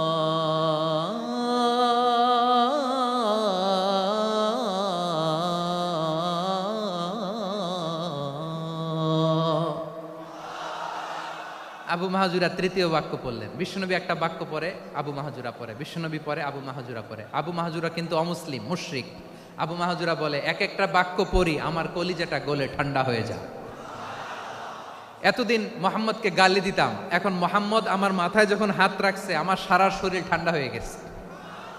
বিশ্বনবী আজান শিখাচ্ছেন, একটা একটা বাক্য পড়ে আবু মাহজুরাও পড়ে, বিশ্বনবী পড়ে আবু মাহজুরাও পড়ে। পুরো বাক্যগুলো যখন শেষ, আজান শেষ, আবু মাহজুরাও যখন পুরো আজান পড়লেন, আবু মাহজুরা বললেন, এতদিন মোহাম্মদের চেহারা দেখলে আমার ঘৃণা লাগতো, আজ থেকে মোহাম্মদের চেহারার চেয়ে প্রিয় চেহারা আমার কাছে নাই। আবু মাহজুরা বললেন, ও মুহাম্মদ, আজানের বাক্য তো আপনি আমারে শেখালেন, এখানেই শেষ করবেন না, আপনি আমারে পড়ায় দেন, লা ইলাহা ইল্লাল্লাহু মুহাম্মাদুর রাসূলুল্লাহ সাল্লাল্লাহু আলাইহি ওয়াসাল্লাম। বিশ্বনবীর সাথে দাঁড়িয়ে উনি শাহাদা পড়ে মুসলমান হয়ে গেলেন। এবার আবু মাহজুরা বলে, ইয়া রাসূলুল্লাহ, ইয়া হাবিবাল্লাহ, আমি মুমিন হয়েছি, মুসলমান হয়েছি, আপনার কাছ থেকে আজান শিখার সৌভাগ্য আমি লাভ করেছি গো নবী। আমার কণ্ঠের বড় তারিফ করেছেন, আপনি আমার আজানকে আপনি পছন্দ করেছেন। একটা জিনিস আপনার কাছে চাই, আপনি আমাকে মক্কার মসজিদুল হারামের মুয়াজ্জিন হিসেবে অ্যাপয়েন্ট করে দে। বিষ্ণু ইসা ইসলাম বললেন, যাও আবু মাহজুরা, আমি তোমাকে পৃথিবীর শ্রেষ্ঠতম মসজিদ মক্কার মসজিদুল হারামের মুয়াজ্জিন হিসেবে অ্যাপয়েন্ট করে দিলাম। দেখছেন কিভাবে ট্যালেন্ট হান্টিং করতে হয়, কিভাবে হিউম্যান রিসোর্স মানব সম্পদকে ব্যবহার করতে হয়। আসছিল আজানকে ভেঙ্গাইতে, আসছিল কেন? আজানকে ব্যঙ্গ করার জন্য। বিকৃত করার জন্য, আজানকে বিকৃত করতে যে ইসলামের সবচাইতে শ্রেষ্ঠ মসজিদের মুয়াজ্জিন হয়ে গেল। পড়েন সুবহানাল্লাহ। হযরত আবু মাহজুরা রাদিয়াল্লাহু তাআলা আনহু ওনার এই সুললিত কণ্ঠ ব্যবহার করে মসজিদুল হারামে এত সুন্দর করে আল্লাহু আকবার বলে আজান দিতেন, মানুষগুলোর, মুসল্লিগুলোর, মক্কাবাসীর হৃদয়কে তিনি বিগলিত করে দিতেন। মানুষের হৃদয়কে ঠান্ডা হয়ে যেত। শুধু এখানেই শেষ না আমার যশোরের ভাইয়েরা, বিশ্বনবী যখন সাইয়েদনা আবু মাহজুরা রাদিয়াল্লাহু তাআলা আনহুকে আজান শিখাচ্ছিলেন, বলেন তো বিশ্বনবীর হাতটা কোথায় ছিল? আবু মাহজুরার মাথার সামনে, এই চুলের উপরে ছিল। আবু মাহজুরা ওই স্মৃতিটাকে ধারণ করবার জন্য, ওই স্মৃতিকে বহন করার জন্য বিশ্বনবীর মোবারক হাত আবু মাহজুরার কপালের চুলের যেই জায়গায় লেগেছে, মৃত্যুর আগের দিন পর্যন্ত আবু মাহজুরা মাথার ওই চুলে কোনোদিন ছুরি আর কামার লাগায় নাই, সেখানে কেচি লাগায় নাই, চুলের মধ্যে খুর লাগায় নাই। আবু মাহজুরা ডান দিকের চুল কাটতো, বাম দিকের চুল কাটতো, পেছনের চুল কাটতো, সামনের চুল কাটতো না। আবু মাহজুরা রাদিয়াল্লাহু তাআলা আনহুর সামনের চুলগুলো বড় হতে হতে যখন এত বড় হয়ে যায়, তিনি চুলগুলো পেঁচিয়ে মাথার মধ্যে রাখতেন, তারপরে তিনি পাগড়ি পরতেন। সবাই জিজ্ঞেস করতো, আবু মাহজুরা এটা আবার কেমন স্টাইল? দেখতে তোমারে কি বিদঘুটে লাগে? কেমন অড লাগে? কেমন খারাপ দেখা যায়? মক্কায় এমন কোন মানুষ তো দেখি নাই, ডানে চুল কাটে, বায়ে চুল কাটে, পেছনে চুল কাটে, সামনে কাটে না। ওরে আবু মাহজুরা, কেমন দেখা যায় তোমারে? তুমি সামনের চুল কাটো না কেন? আবু মাহজুরা বলে, আমি হাঁটু গেড়ে পেয়ারা নবীর সামনে বসেছিলাম, আমার এই মাথার চুলের মধ্যে মুবারক হাত লাগিয়ে বিশ্বনবী নিজে আমাকে আজানের প্রতিটা বাক্য শিক্ষা দিয়েছেন। বিশ্বনবীর মোবারক হাত, পবিত্র হাত আমার মাথার চুলের যেই জায়গায় লেগেছে, আমি চাই ওই চুলগুলা নিয়ে আমি আমার কবরের ভিতরে যাব। সাইয়েদনা আবু মাহজুরা রাদিয়াল্লাহু তাআলা আনহু ইন্তেকালের আগের পর্যন্ত মাথার সামনের চুলগুলা কাটে নাই। মাথার সামনের চুল তিনি কাটেন নাই। সুবহানাল্লাহি বিহামদি। কেমন ভালোবাসতেন বিশ্বনবী সাহাবীদেরকে, সাহাবারা কেমন ভালোবাসতেন বিশ্বনবীকে। সামনের চুলগুলো বড় হতে হতে এত বড় ছিল, পেঁচিয়ে রেখে পাগড়ি পরতেন, কাটতেন না। নবীর হাত লেগেছিল। সুবহানাল্লাহ পড়েন। তাহলে what is the lesson? Moral of the story কি? মোরাল অফ দ্য স্টোরি হচ্ছে, আসছিল আজানকে ব্যঙ্গ করার জন্য, বিকৃত করার জন্য, হয়ে গেল মসজিদুল হারামের মুয়াজ্জিন। দেখেন বিশ্বনবী একটা খারাপ সিচুয়েশনের মধ্যে থেকে কি ভালো জিনিস বের করে আনলেন। আমি যে শুরুতে বলেছি কিভাবে তিনি হিউম্যান রিসোর্সকে ডেভেলপ করেছেন, ম্যানেজ করেছেন। তিনি যে চৌকুশ ট্যালেন্ট হান্টার ছিল, দেখেন সবার মধ্যে থেকে এর বাছাই করে মুয়াজ্জিন বানাই দিয়েছেন। সুবহানাল্লাহ পড়েন। তার মানে এই না সবাইরে ধরে ধরে উনি মুয়াজ্জিন বানাইছেন। যার যেই ট্যালেন্ট আছে তাকে ওই কাজে অ্যাসাইন করেছেন। যার যেই প্রতিভা আছে তার প্রতিভাকে ইসলামের কাজে লাগিয়েছেন। সুবহানাল্লাহ পড়েন। যায়েদ বিন সাবিত রাদিয়াল্লাহু তাআলা আনহু নাম শুনেছেন? যশোর কথা বেরোয় না। যদি জিজ্ঞাসা সালমান খানের নাম শুনছেন, সবাই হাত তুলবে, জি হুজুর শুনছি, মানে সব দেখা শেষ। সালমান খান, আমির খান, অমুক খান, সব খান মুখস্থ, কিন্তু যায়েদ বিন সাবিতের নাম মুখস্থ নাই মুসলমানদের। যেই সাহাবী মাথার সামনের চুল কাটে নাই, মসজিদুল হারামের মুয়াজ্জিন বানাইছেন বিশ্বনবী, সাহাবীর নাম কি? খায়া ফেলাইস, স্লোগানের সাথে খায়া ফেলাইস। আবু মাহজুরা। কি নাম? আবু মাহজুরা আল জুমাহি রাদিয়াল্লাহু তাআলা আনহু। এই নামটা আজকে নিয়ে যাইতে হবে যশোর। আবু মাহজুরা রাদিয়াল্লাহু তাআলা আনহু। দুই নম্বরে বলছিলাম যায়েদ বিন সাবিত রাদিয়াল্লাহু তাআলা আনহু। বিশ্বনবী দেখলেন মদিনার এই আনসারী সাহাবী হাইলি ট্যালেন্টেড, ইন্টেলেকচুয়াল, মেরিটোরিয়াস, জ্ঞানের প্রতি তার আকর্ষণ, মারাত্মক আকর্ষণ। বিশ্বনবী তাকে দায়িত্ব দিলেন, কোরআন যা নাজিল হয় তুমি লিখো, কাতিবুল ওয়াহি বানায় দিলেন। সুবহানাল্লাহ। যায়েদ বিন সাবিতরে আবার আজান শিখান নাই, কারণ তার মধ্যে বিশ্বনবী প্রতিভা দেখেছেন, একাডেমিক প্রতিভা। বিশ্বনবীর একাডেমিক প্রজেক্টগুলো তিনি হ্যান্ডেল করতেন। যায়েদ বিন সাবিত ছিল বিশ্বনবীর ব্যক্তিগত সচিব। কি ছিল? ব্যক্তিগত সচিব, বোঝেন নাই? বিশ্বনবীর ব্যক্তিগত সচিব এবং দোভাষী। ইহুদিরা কিছু লিখে দিলে এটার অর্থ বিশ্বনবীরে বুঝায় দিতেন, আবার ইহুদিদের কাছে কিছু লিখতে হলে তিনি লিখে দিতেন। বিশ্বনবী একদিন বললেন, ইন্নী ওয়াল্লাহি মা আমানু ইয়াহুদা আলা কিতাব। ইহুদিরা যে চিঠি পাঠায় অর্থ তো বুঝি না, আরেক ইহুদি আইনে অর্থ করা লাগে। আবার ইহুদিদের কাছে কিছু লিখে পাঠাইতে চাইলে আমরা তো লিখতে পারি না, ইহুদিরে দিয়ে লেখা লাগে। ওরা যে পয়রা শোনায় লিখে দেয়, আমি ওদের বিশ্বাস করি না। আমার নিজের একজন লোক দরকার। বিশ্বনবী এই যায়েদ বিন সাবেতকে চুজ করলেন ল্যাঙ্গুয়েজের জন্য। উনি বললেন, যায়েদ, তোমার সফট স্কিলকে ডেভেলপ করতে হবে, তুমি হিব্রু ল্যাঙ্গুয়েজ শিখে ফেলো। যায়েদ বিন সাবেত বলল, বিশ্বনবীর মোটিভেশন আর ইন্সপিরেশন পেয়ে আমি 15 দিনে ইহুদিদের এই হিব্রু ল্যাঙ্গুয়েজ শিখে ফেললাম। শুধু শিখে ফেললাম না, হাত্তা হাদিকতু, even I became master in the language. এই ভাষা আমি পারদর্শী হয়ে গেলাম। এরপরে ইহুদিরা চিঠি লিখে পাঠালে আর কোনো ইহুদি ডাকা লাগতো না, আমি নবীর এটার অর্থ শুনে পরে বুঝায় দিতাম। আবার ইহুদিদের কাছে চিঠি লেখা লাগলে আমি যায়েদ বিন সাবেত চিঠি লিখে দিতাম। সুবহানাল্লাহ। দেখেন, এত সাহাবীর মধ্য থেকে বিশ্বনবীর একাডেমিক প্রজেক্ট, ব্যক্তিগত সচিব, দোভাষী হিসেবে তিনি যায়েদ বিন সাবেতের মতো তরুণকে নির্বাচিত করেছেন। কেমন ট্যালেন্ট হান্টার ছিল আমার নবী! সুবহানাল্লাহ পড়বেন না? বিশ্বনবীর ইন্তেকালের পরে সাইয়েদনা আবু বকর রাদিয়াল্লাহু তাআলা আনহু যখন খলিফা হয়ে আসলেন, কোরআনকে সংকলনের দায়িত্ব দেয়া লাগবে, কোন সাহাবীকে দিবেন? সব সাহাবারা মিলে পরামর্শ করলেন। সাইয়েদনা আবু বকর, উমর সবাই মিলে এই বিশাল কোরআন সংকলনের গুরু দায়িত্ব বিশ্বনবীর ব্যক্তিগত সচিব, বিশ্বনবীর দোভাষী, বিশ্বনবীর সিলেক্ট করাই লোক যায়েদ ইবনে সাবেত রাদিয়াল্লাহু তাআলা আনহুকে দিয়েছে। কোরআনের কবি তো আজকে এখানে রাখে নাই। এই যে আজকের যে কোরআন পড়েন, এটা আগে এরকম ছিল না। কোরআন নাজিল হলে সাহাবারা চামড়ার, ওটের চামড়ায় লিখে ফেলতো, ওটের চ্যাপ্টা হাড্ডির মধ্যে লিখে ফেলতো, গাছের গুড়ির মধ্যে লিখে ফেলতো, বিভিন্ন জনের কাছে ছড়ানো ছিটানো ছিল। আবু বকর রাদিয়াল্লাহু তাআলা আনহু একসাথে করলেন, পরবর্তীতে উসমান রাদিয়াল্লাহু তাআলা আনহু একসাথে করলেন। 114 সূরার এখন এই মুসহাফ, এই কম্পাইলেশন, এই কপি আমরা পেয়েছি, যার হিউজ কন্ট্রিবিউশন ছিল। এই পুরো কোরআন কম্পাইলেশনের প্রজেক্ট ম্যানেজার ছিল যায়েদ বিন সাবেত রাদিয়াল্লাহু তাআলা। কোরআন কম্পাইলেশনের প্রজেক্ট ম্যানেজার। দেখেন, উনারে মাথায় হাত দিয়ে আজান শিখায় নাই। সুবহানাল্লাহ কইবেন না?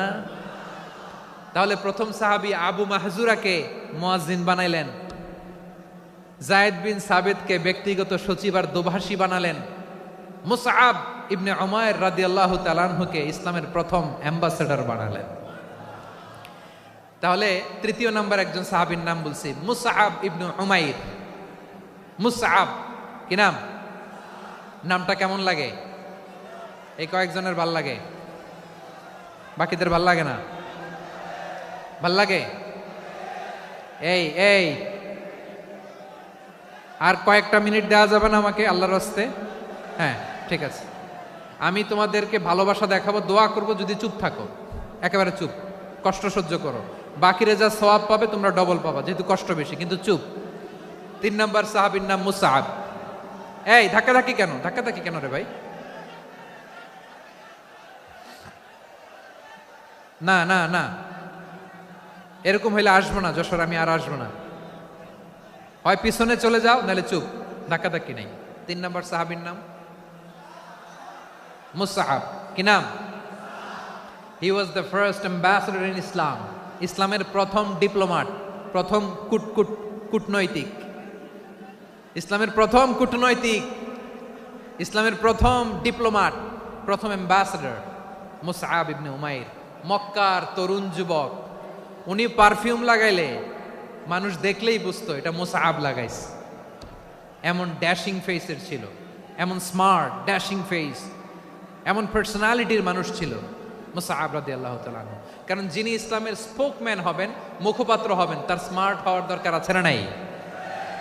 আকাবার প্রথম শপথ যখন হলো, তাদের সাথে বিষ্ণু ঈসা ইসলাম মদিনাতে একজন মুখপাত্র পাঠালেন, ডিপ্লোমাটকে পাঠালেন, অ্যাম্বাসেডর অফ ইসলাম। তিনি হচ্ছেন মুসআব ইবনে উমাইর। পড়েন সুবহানাল্লাহ। বিশ্বনবী দেখলেন সে অনেক স্মার্ট, তার ডেডিকেশন আছে, সিনসিয়ারিটি আছে, এবং মদিনায় যে আউস খাজরাজ গোত্রের নেতাদের সাথে ডিল করতে হবে, ইহুদিদের সাথে ডিল করতে হবে, ওখানে একজন পাক্কা জানু খেলোয়াড়ের দরকার আছে না নাই? মুসআব ইবনে উমাইর রাদিয়াল্লাহু তাআলা আনহু, ওনাকে বিষ্ণু ইসা ইসলাম চুজ করলেন। এবং বিষ্ণু ইসা ইসলামের এই চুজিংটা, এই সিলেকশনটা এত সুন্দর ছিল, তিনি মদিনাতে যে বিশ্বনবী আসার আগেই মদিনার জমিনকে তিনি উর্বর করে ফেলছেন। প্রতিটা ঘরে ঘরে কালিমার দাওয়াত তিনি পৌঁছায় দিচ্ছেন। জুমার বিধান নাজিল হয়েছে, কিন্তু মক্কায় পরিবেশ নাই জুমা পালনের। বিষ্ণু ইসা ইসলাম একজনকে দিয়ে খবর পাঠালেন, যাও মদিনায় মুসাবকে যে বলো, মুসাব তো আমার শিক্ষক, আমার স্পোকম্যান, মদিনাতে যেন তারা জুমা কায়েম করে।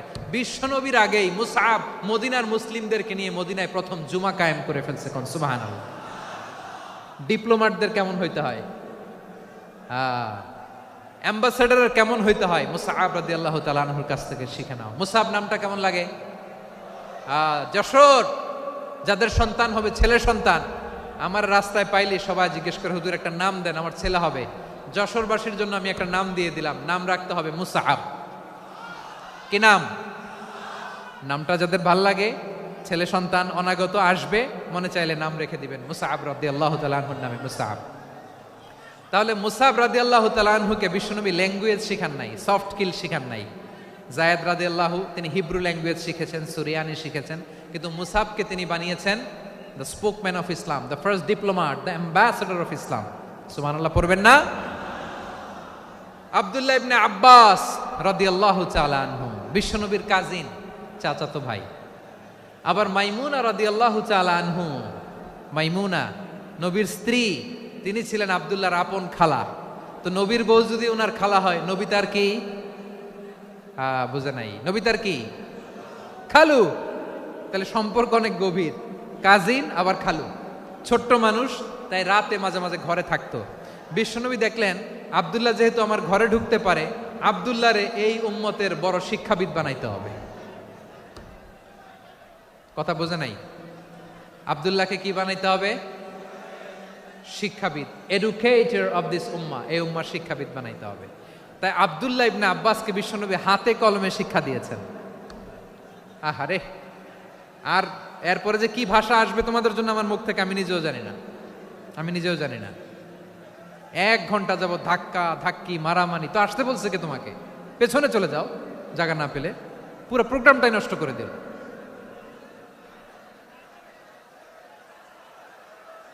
জি, আমার দিকে তাকান, আমি শেষ করে দিচ্ছি। হবে না, ইন্টেলেকচুয়াল আলোচনা এখানে হবে না, আমি বুঝতে পারছি, আমি শেষ করে দিচ্ছি।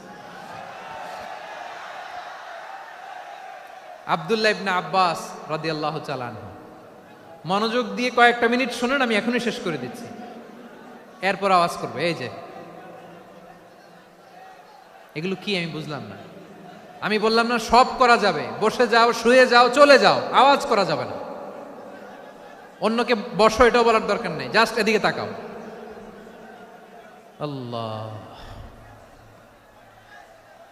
আব্দুল্লাহ ইবনে আব্বাস রাদিয়াল্লাহু তাআলা আনহু, ওনাকে বিশ্বনবী হাতে কলমে শিক্ষা দিয়েছেন, যেহেতু উম্মতের শিক্ষাবিদ হবেন, এডুকেটর হবেন।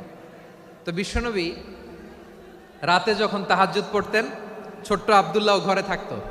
বুঝতে পেরেছেন? ছোট্ট মানুষ তো ঘরে থাকতো। তো বিশ্বনবী তাহাজ্জুদের জন্য একবার দাঁড়িয়েছেন, ছোট্ট আব্দুল্লাহ ওযু করে দাঁড়াইছে। আচ্ছা বলেন তো, ইমাম আর মুসল্লি মোট যদি 2 জন হয়, একজন ইমাম একজন মুসল্লি, তো মুসল্লি ইমামের কোন দিকে দাঁড়াবে? ডানে দাঁড়াবে।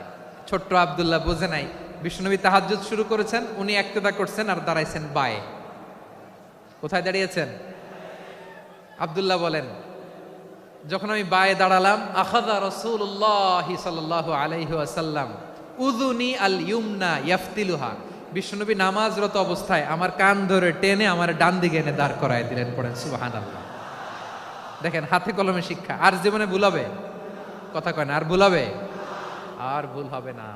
এভাবে বিশ্বনবীর অনেক সঙ্গ পেয়েছেন, সফর করেছেন, একই বাহনে বসেছেন, এক বাহনে বসে লম্বা নসিহত করেছেন, বলেছেন, ইয়া গোলাম ইহফাজিল্লাহ ইয়াহফাজকা, ইহফাজিল্লাহ তাজিদহু তুজাহাক, ইযা সাআলতা ফাসআলিল্লাহ ওয়া ইযা ইসতাআনতা ফাসতাইন বিল্লাহ। আল্লাহর বিধান মানো, আল্লাহর বিধান রক্ষা করো, আল্লাহ তোমায় রক্ষা করবে। আব্দুল্লাহ, চাইতে হলে আল্লাহর কাছে চাও, সাহায্য চাইতে হলে আল্লাহর কাছে সাহায্য চাও। মনে রাখো, গোটা বিশ্বের সবাই যদি তোমার সাহায্য করতে চায়, ততটুকুই করতে পারবে যতটুকু আল্লাহ তোমার নসিবে রেখেছে। গোটা বিশ্ব যদি তোমার বিরুদ্ধে ষড়যন্ত্রে দাঁড়িয়ে যায়, ক্ষতি ততটুকু করতে পারবে যতটুকু তোমার জন্য বরাদ্দ আছে, এর বাইরে কিছু করতে পারবে না। আওয়াজ করে বলেন ঠিক কিনা? এভাবে হাতে কলমে শিখিয়েছেন। বিশ্বনবীর সঙ্গ পেয়েছেন, ওনাকে বিষ্ণু ইসলাম শিক্ষাবিদ, এডুকেটর অফ দিস উম্মাহ হিসেবে সিলেক্ট করেছেন, হাতে কলমে শিখিয়েছেন। বিশ্বনবী একবার প্রকৃতির ডাকে সাড়া দিয়ে এসেছেন। এখন কি করতে হবে? নামাজের জন্য অজু করতে হবে। বিশ্বনবী এসেই দেখেন অজুর বদনায় পানি ভরা, খুশি হয়ে গেলেন, বললেন কে রেখেছে পানি? একজন বলল আব্দুল্লাহ রেখেছে। বিশ্বনবী অত্যন্ত খুশি হলেন, খুশি হয়ে একটা দোয়া করলেন, বললেন আল্লাহুম্মা ফাক্কিহু ফিদ্দীন ওয়া আল্লিমহু তা'ওয়ীল। আল্লাহ তুমি আব্দুল্লাহকে দ্বীনের বুঝ দিও আর কোরআনের তাফসির শিক্ষা দিও। বিশ্বনবীর এই দোয়া এমন লাগছে উনি রাইসুল মুফাসসিরিন, এই পৃথিবীতে যত মুফাসসির ছিল, যত মুফাসসির আসবে, সকল মুফাসসিরের সম্রাট হিসেবে স্বীকৃত হয়েছেন আব্দুল্লাহ ইবনে আব্বাস। বিশ্বনবী ওনারে আজান শিখান নাই, বিশ্বনবী ওনারে ল্যাঙ্গুয়েজ শিখান নাই, বিশ্বনবী ওনারে অ্যাম্বাসেডর বানান নাই, হাতে কলমে শিক্ষা দিয়েছেন। ছোট্ট মানুষ, বিশ্বনবী ইন্তেকাল করলেন, আবু বকরের সময় গেল, ওমরে ফারুকের খেলাফত, তখনও তিনি তরুণ। ওমরে ফারুক রাদিয়াল্লাহু তাআলা আনহু ওনার ক্যাবিনেট মিনিস্ট্রির বৈঠকে এই আব্দুল্লাহ ইবনে আব্বাসকে পাশ দিয়ে বসায় রাখতেন। বয়স্ক সাহাবারা এটা পছন্দ করতো না, তারা বলতো ঘটনা কি, আব্দুল্লাহর মতো ছেলে নাতি আমাদের আছে, এরা কেন রাখে ওমরে ফারুক? ওমরে ফারুক এটা টের পেলেন, তিনি বুঝতে পারলেন যে ক্যাবিনেট মেম্বাররা এটা পছন্দ করে না, ছোট্ট আব্দুল্লাহরা কেন রাখি, কেন যে রাখি এটা একদিন বুঝাবো। একদিন মিটিংয়ে তিনি সবাইকে বললেন ইদা জাআ নাসরুল্লাহি ওয়াল ফাতহ। এই আয়াত দ্বারা উদ্দেশ্য কি বলেন তো মুরব্বী সাহাবীরা? এক সাহাবী বলেন এই সূরা দ্বারা উদ্দেশ্য, আল্লাহ বলেছেন আমাদেরকে বিভিন্ন ল্যান্ড, বিভিন্ন এলাকা বিজয় করতে হবে। ওমরে ফারুক বললেন না, হয়নি। আরেকজন বললেন বিজয় হওয়ার পর আমাদের বেশি বেশি আল্লাহর বরত্বের ঘোষণা দিতে হবে, এটা উদ্দেশ্য। ওমরে ফারুক বললেন না, হয় নাই। যারা জিজ্ঞেস করেন কেউ পারে না। সব শেষে বিশ্বনবী ছোট্ট আব্দুল্লাহরে বলেন আব্দুল্লাহ ইদা জাআ নাসরুল্লাহি ওয়াল ফাতহ এর দ্বারা উদ্দেশ্য কি বলো তো? ছোট্ট আব্দুল্লাহ বলেন হুয়া আজালু রাসূলিল্লাহ। এই আয়াত দ্বারা বিশ্বনবীর বিদায়কে উদ্দেশ্য নেওয়া হয়েছে। ওমরে ফারুক বললেন হাযা হুয়া, এটাই তো সঠিক উত্তর, এটাই সঠিক তাফসীর এই আয়াতের। কারণ ইদা জাআ নাসরুল্লাহি ওয়াল ফাতহ, যখন আল্লাহর সাহায্য আর বিজয় আসবে, ওয়া রাআইতান নাসা ইয়াদখুলুনা ফি দীনিল্লাহি আফওয়াজা, আপনি দেখবেন দলে দলে ঢলে ঢলে বানের পানির মতো মানুষ ইসলামের দিকে ঢুকতেছে, ইসলামের বিজয় হয়েছে। তো ইসলামের বিজয়ের মিশন নিয়ে নবী আসছে, বিজয়ী যখন হয়ে গেছে এখন তো নবীর বিদায় হবে। জোরে বলেন ঠিক কিনা? কোন সাহাবী এই সূক্ষ্ম কথাটা ধরতে পারে নাই, ওই আব্দুল্লাহ ছাড়া। আব্দুল্লাহ যখন উত্তর দিছে সব সাহাবীদের টনক নড়েছে। এরপর থেকে কোনো ক্যাবিনেট মিটিং এ আর কোনো সাহাবারা কোনো প্রশ্ন করে নাই। আওয়াজ করে পড়েন সুবহানাল্লাহ। বিশ্বনবী আব্দুল্লাহ ইবনে আব্বাসকে দ্য এডুকেটর অফ দ্য উম্মাহ, উম্মার শিক্ষাবিদ হিসেবে গ্রহণ করেছেন। আওয়াজ করে পড়তে হবে আল্লাহু আকবার। সাহাবীদের নামগুলো মনে থাকবে? এক নম্বরে আবু মাহজুরা, মুয়াজ্জিন বানাইছেন। যায়েদ ইবনে সাবিত, দোভাষী, ট্রান্সলেটর অফ প্রফেট, এবং তিনি ছিলেন বিশ্বনবীর ব্যক্তিগত সচিব। Musab ibn Umair, the first ambassador and diplomat of Islam. Abdullah ibn Abbas, এই উম্মার সবচেয়ে বড় এডুকেটর, শিক্ষাবিদ। আরেকজন ছিল আব্দুল্লাহ ইবনে মাসউদ রাদিয়াল্লাহু তাআলা। দুই আব্দুল্লাহ, আব্বাস গেল, আরেকজন হচ্ছে মাসউদ। মক্কার তরুণ, ছাগল পালতো মুশরিকের। বিশ্বনবী আর আবু বকর রাদিয়াল্লাহু তাআলা আনহু একবার গেলেন, যে দেখে এই তরুণ দাঁড়ায় আছে। বিশ্বনবী বলেন আমি খুব ক্ষুধার্ত, তোমার কাছে কি দুধ আছে ছাগলের? আব্দুল্লাহ আছে, ওয়ালাকিন আনা মু'তামান, কিন্তু যে দুধ আছে এটা আমানতের, আমি দিতে পারবো না। বিশ্বনবী এইটা শুনেই তারা টার্গেট করে ফেলছে। আনা মু'তামান, দুধ আছে কিন্তু এটা আমার মালিকের, আমি তো দরদ দেখাই, আমার মালিকের দুধ আপনি পথিক, আপনারা দিতে পারি না। বিশ্বনবী টার্গেট করে ফেলছেন, এরে আমার কাজে লাগাইতে হবে। বিশ্বনবী বললেন আচ্ছা ঠিক আছে দুধ দিও না, কিন্তু এমন ছাগি আছে কিনা যেই ছাগির সাথে কোনো ছাগলের মিলন হয় নাই, তার ওলানে দুধও আসে নাই, বাচ্চাও নাই, এরকম ছাগির থেকে যদি আমি দুধ খাই তাহলে তো সমস্যা নাই। বলতেছে এরকম ছাগির থেকে দুধ খাইলে সমস্যা নাই, কারণ এরকম ছাগির ওলান থেকে দুধ আসবেও না। বলতেছে ঠিক আছে এরকম একটা ছাগি নিয়ে আসা হলো। বিশ্বনবী বিসমিল্লাহ বলে ওই ছাগির ওলানে হাত দিলেন। হাত দিতে দেরি, পুরো ওলানটা দুধে ভরে যেতে দেরি হয় না। বিশ্বনবী আর আবু বকর রাদিয়াল্লাহু তাআলা আনহু দহন করে পেট ভরে খেলেন। এই দৃশ্য আব্দুল্লাহ ইবনে মাসউদের হৃদয়ে দাগ কাটলো। এই মুজিজা দেখে তিনি বললেন আশহাদু আল্লা ইলাহা ইল্লাল্লাহ ওয়া আশহাদু আন্না মুহাম্মাদুর রাসূলুল্লাহ।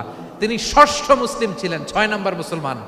ওনাকে টার্গেট করে বিশ্বনবী দেখলেন এমন ইন্টেলেকচুয়াল ব্রেন, উনি সূক্ষ্ম সূক্ষ্ম জিনিস বুঝে বেশি, ফিকহি জ্ঞান ওনার মধ্যে বেশি। বিশ্বনবী ওনাকে কোরআনের জ্ঞান শিক্ষা দিতে লাগলেন। উনি বিশ্বনবী সবার কাছে কোরআন শোনায়, কিন্তু বিশ্বনবী নিজে আব্দুল্লাহ ইবনে মাসুদের কাছ থেকে কোরআন শুনতো। বিশ্বনবী একবার বললেন, ইকরা আলাইয়া ইয়া মাসুদ। ইবনে মাসুদ একবার শোনাও তো কোরআন দেখি। আব্দুল্লাহ ইবনে মাসুদ বলে, আকরাউ আলাইকা ওয়া আলাইকা উনজিল। নবী, আপনার উপর কোরআন নাজিল হয় আর আমি আপনার সামনে কোরআন পড়ব। বিশ্বনবী বললেন, ইন্নী উহিব্বু আন আসমাআহু মিন গায়রি। আমি নিজে পড়তে যেমনি ভালোবাসি, অন্যে পড়ুক আমি শুনবো, এটাও আমি ভালোবাসি। সূরা নিসা তিনি তেলাওয়াত করে শুনিয়েছেন। এমন সূক্ষ্ম সূক্ষ্ম বিষয় বিশ্বনবী ওনাকে ধরিয়ে দিয়েছেন। উনি হয়ে গিয়েছেন, আব্দুল্লাহ ইবনে আব্বাস হয়েছেন রাইসুল মুফাসসিরিন, উনি হয়ে গিয়েছেন ফাকিহুল উম্মাহ। ওনার চাইতে বড় ফকিহ এই পৃথিবী আর দেখবে না। চিল্লায় বলেন সুবহানাল্লাহ। উনি বলতেন, ওয়াল্লাহি ওয়াল্লাহি ইল্লাযী লা ইলাহা গায়রু মা উনজিলাত সূরাতুন ইল্লা ওয়া আনা আ'লামু আইনা উনজিলাত ওয়া ফীমা উনজিলাত। বিশ্বনবী এমন ভাবে কোরআনের দার্স আমাকে দিয়েছেন, কোরআনে যত সূরা নাজিল হয়েছে, যেখানে নাজিল হোক না কেন আমি জানি এটা কোথায় নাজিল হয়েছে এবং কোন প্রেক্ষাপটে নাজিল হয়েছে। এমন একটা সূরা নাই যে সূরার কোথায় নাজিল হয়েছে আমি মাসুদের জানা নাই, কোন প্রেক্ষাপটে নাজিল হয়েছে আমার জানা নাই। এরকম ঘটবে না। চিল্লায় বলেন আল্লাহু আকবার। এই আব্দুল্লাহ ইবনে মাসউদ রাদিয়াল্লাহু তাআলা আনহু ওমরে ফারুকের সময় কুফার চিফ জাস্টিস ছিলেন। কুফা নগরীর চিফ জাস্টিস। চিফ জাস্টিস বুঝেন নাই? বিচারপতি। কি ছিলেন? সবাই বলে নাই, কি ছিলেন? বিচারপতি ছিলেন। এবং ওনার যে ফিকহি জ্ঞানের ধারা, এটাই আলকামা, ইব্রাহিম আন-নাখাই, হাম্মাদ ইবনে সুলাইমান হয়ে ইমাম আবু হানিফা পর্যন্ত পৌঁছেছে। এবং ওনার ফিকহি জ্ঞানের ধারাই হানাফি মাযহাবে অ্যাকসেপ্ট হয়েছে। আজও এগুলো হানাফি মাযহাবে চর্চিত হয়। হানাফি মাযহাবের সব ফিক আব্দুল্লাহ ইবনে মাসউদের ফিকহি জ্ঞানের ধারা থেকে নেওয়া হয়েছে। চিল্লায় পড়েন সুবহানাল্লাহ। তাহলে উনাকে বিশ্বনবী বানিয়েছেন জুরিস্ট, আইনবিদ, ফকিহ। উনারে আজান শিখান নাই। হিউম্যান রিসোর্স ডেভেলপমেন্ট কিভাবে করবেন, মানব সম্পদের উন্নয়ন কিভাবে করতে হয়, কিভাবে যার যেখানে প্রতিভা কাজে লাগাতে হয় উনি দেখিয়েছেন। সুবহানাল্লাহ পড়বেন না? খালিদ বিন ওয়ালিদ নাম শুনছেন? কে কে শোনেন নাই হাত তোলেন। কি ছিলেন? বীর যোদ্ধা ছিলেন খালিদ বিন ওয়ালিদ। কিন্তু তিনি ইসলাম ধর্ম গ্রহণ করেছেন অনেক দেরিতে, 8ম হিজরিতে। তার মানে 8ম হিজরির আগে উনি মুশরিকদের পক্ষে লড়াই করেছেন। ওনার হাতে কত মুসলিম সাহাবী যে নিহত হয়েছে হিসাব নাই। বিশ্বনবী টার্গেট করে রাখছে, তুমি আমাদের মুসলিমদের এত ক্ষতি করলা, তুমি যখন মুসলমান হবা তোমারে দিয়ে আমি এমন কাম করামু যে এটা আর কেউ করতে পারবে না। সুবহানাল্লাহ নাই? যশোর ক্লান্ত হয়ে গেছে।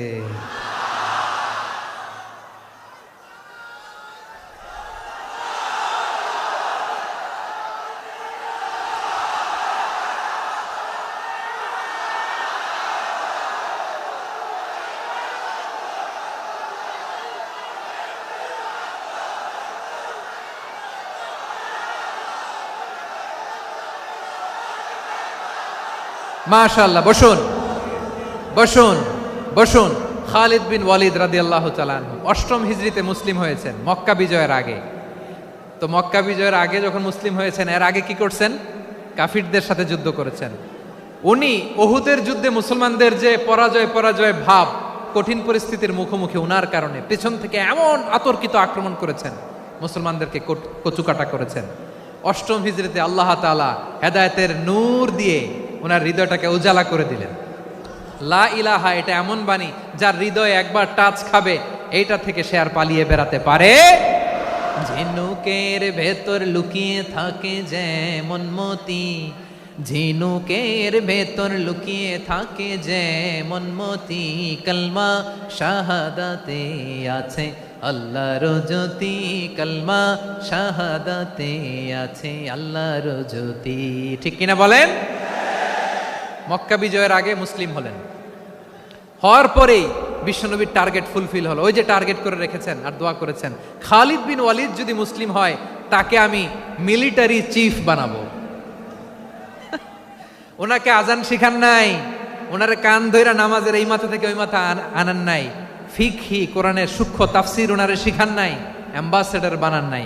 বিষ্ণু ইসলাম উনাকে সামরিক অভিযানে প্রেরণ করেছেন। সামরিক অভিযানে তিনি প্রেরণ করেছেন। উনার জীবদ্দশায় উনার নেতৃত্বে যতগুলো যুদ্ধ হয়েছে একটা যুদ্ধেও তিনি পরাজয় বরণ করেন নাই। ওমরে ফারুকের সময়কালে তিনি চিফ অফ মুসলিম মিলিটারি মানে মুসলিম সেনাপতি হয়েছেন। যশোর আওয়াজ করো, ঠিক কিনা বলো? সেনাপতি, মুসলিম সেনাপতি। তাহলে কিভাবে হিউম্যান রিসোর্স ব্যবহার করতে হয় গোটা বিশ্ব আমার নবীর কাছ থেকে শিখে নাও। খালিদ বিন ওয়ালিদ, ওনাকে বিশ্বনবী একটা উপাধি দিয়েছেন। উপাধিটা হচ্ছে সাইফুল্লাহিল মাসলুল, আল্লাহর নাঙ্গা তরবারি, আল্লাহর খোলা তরবারি, দ্য ওপেন সোর্ড অফ আল্লাহ। খালিদ বিন ওয়ালিদ মুসলিম সেনাপতি। হাসান বিন সাবেত নাম শুনছেন? দেখি উনি কি ছিল বলেন। রাসূলের সভা কবি, কালচারাল হিজিমনিকে ডিফিট করার জন্য। উনি ভালো অস্ত্র চালানো জানতেন না, ওই কাজে উনি যেতেন না। ওনার ছিল কাব্য প্রতিভা। কাব্য প্রতিভা, কাফিররা কবিতা দিয়ে নবীকে গালি দিত।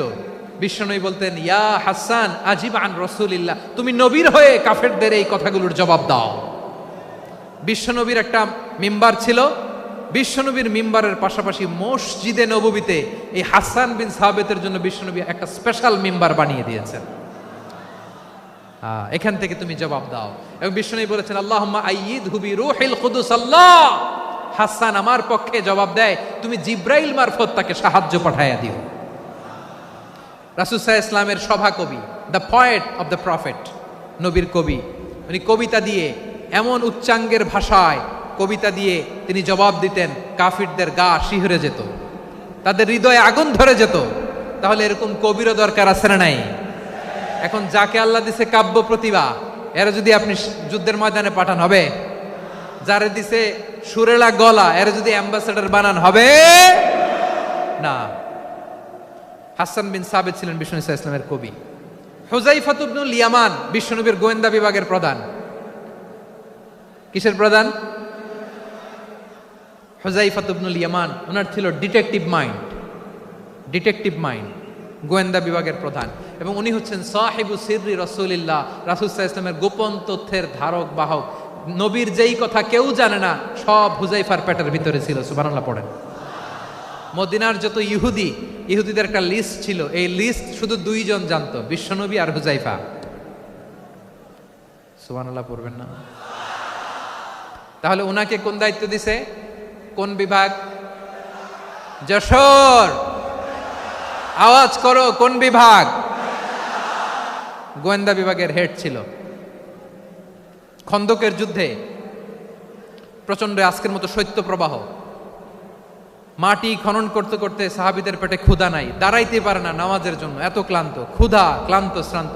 বিশ্বনবী বললেন, কে আছো? এই কঠিন শীত, এই ভয় আর ক্ষুধার মধ্যেও খন্দকের পরীক্ষার টপকে শত্রু শিবিরে যে আমাকে তথ্য দিবা, কে আছো? কারো গায়ে শক্তিই নাই যে দাঁড়াবে, কেউ দাঁড়ায় না।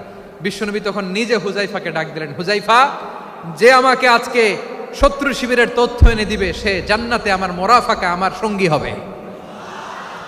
হুযায়ফা রাদিয়াল্লাহু ইবনুল ইয়ামান জীবনের ঝুঁকি নিয়ে এই ক্ষুধা, শৈত্য প্রবাহ, কোল্ড ওয়েভসকে উপেক্ষা করে পরীক্ষা টপকে শত্রু শিবিরে যে সবার কথাগুলো চুপে চুপে শুনে বিশ্বনবীর দরবারে এসে গোয়েন্দাদের মতো তথ্য সরবরাহ করেছে। বিশ্বনবীর গোয়েন্দা বিভাগের প্রধান হুযায়ফা ইবনুল ইয়ামান ইন্টেলিজেন্স বিভাগ চালাতেন। মুনাফিকদের নাম ওনার কাছে ছিল। মুআয ইবনে জাবাল মদিনা রাষ্ট্রের সবচেয়ে সিনিয়র আমলা ছিলেন। আমলাতন্ত্র চিনেন তো? প্রশাসনিক কাজ যারা চালায়, অ্যাডমিনিস্ট্রেশন বুঝেন না? The department of administration. মদিনার রাষ্ট্রের সিনিয়র আমলা মুআয ইবনে জাবাল মুতাখাসসিসুন ফিল হালালি ওয়াল হারাম, হালাল হারামের স্পেশালিস্ট ছিলেন। বিশ্বনবী উনাকে ইয়ামানের গভর্নর করে পাঠাইছেন। বলেছেন, ইন্নাকা তা'তি কওমান আহলা কিতাব, এমন গোষ্ঠীর কাছে যাবা যারা ইহুদি নাসারা, আগে শাহাদা পড়লে এরপরে নামাজের দাওয়াত দিও, নামাজ পড়লে যাকাতের দাওয়াত দিও। গভর্নরের অ্যাটিটিউড যেমন থাকে তেমন অ্যাটিটিউড ধরে রেখো। সুবহানাল্লাহ পড়েন। তাহলে মুআয ইবনে জাবালকে দিয়ে বিশ্বনবী কবিতা লেখায় নাই, চিঠি লেখায় নাই, আজান দেওয়ায় নাই। সুবহানাল্লাহ পড়বেন না? সব শেষ সাহাবী বলি আবু হুরায়রা রাদিয়াল্লাহু তাআলা আনহু। নাম শুনছেন? বিড়ালের বাবা। কি করতেন? খালি হাদিস মুখস্থ করতেন। উনি বলতেন আলজামু রাসূলুল্লাহ আলা মিল ইবাতনি, আমার শুধু পেটের ক্ষুধার বন্দোবস্ত হইলে আমি নবীর সঙ্গ ছাড়তাম না। আমার আনসার সাহাবারা ক্ষেত খামারের কাজ করতো, আমার মুহাজির সাহাবারা ব্যবসা করতো, আর আমি নবীর সাথে সাথে থাকতাম। শুধু সকাল বিকাল দুই বেলা যদি আমার খাবারের বন্দোবস্ত হয়, আমি আর নবীর লক ছাড়ি না। সুবহানাল্লাহ কইবেন না? 5374টা হাদিস তিনি বর্ণনা করেছেন। সবচেয়ে বেশি হাদিস বর্ণনাকারী সাহাবী। হাদিস প্রিজার্ভেশনের কাজে বিশ্বনবী ওনাকে কাজে লাগিয়েছেন। উনি একদিন বলেন, ইয়া রাসূলুল্লাহ আসমাউ মিনকা কাসীরান ফালা আহফাজু, নবী অনেক কথা শুনি আমার মনে থাকে না। বিষ্ণু বললেন তাই? উবসুত রিদাক, তোমার চাদরটা বিছাও। আবু হুরায়রা বিছালেন, বিশ্বনবী হাত বুলায় দিলেন, এরপরে অনেক হাদিস বর্ণনা করলেন। আবু হুরায়রা বলে তারপর থেকে বিশ্বনবী যাই বর্ণনা করে আমি শুনি আর একটাও বলি না। এখন সুবহানাল্লাহ। বিশ্বনবী ওনাকে হাদিস প্রিজার্ভেশন, নবীর এই যে লক্ষ্য হাদিস প্রিজার্ভেশনের এই দায়িত্ব দিয়েছেন সাইয়েদনা আবু হুরায়রা রাদিয়াল্লাহু তাআলা আনহুকে। প্রিয় ভাইরা, তাহলে 10 জন সাহাবীর কথা যে বললাম, আপনারা কি খেয়াল করেছেন কত বড় ট্যালেন্ট হান্টার, চৌকস ট্যালেন্ট হান্টার ছিল আমার নবী।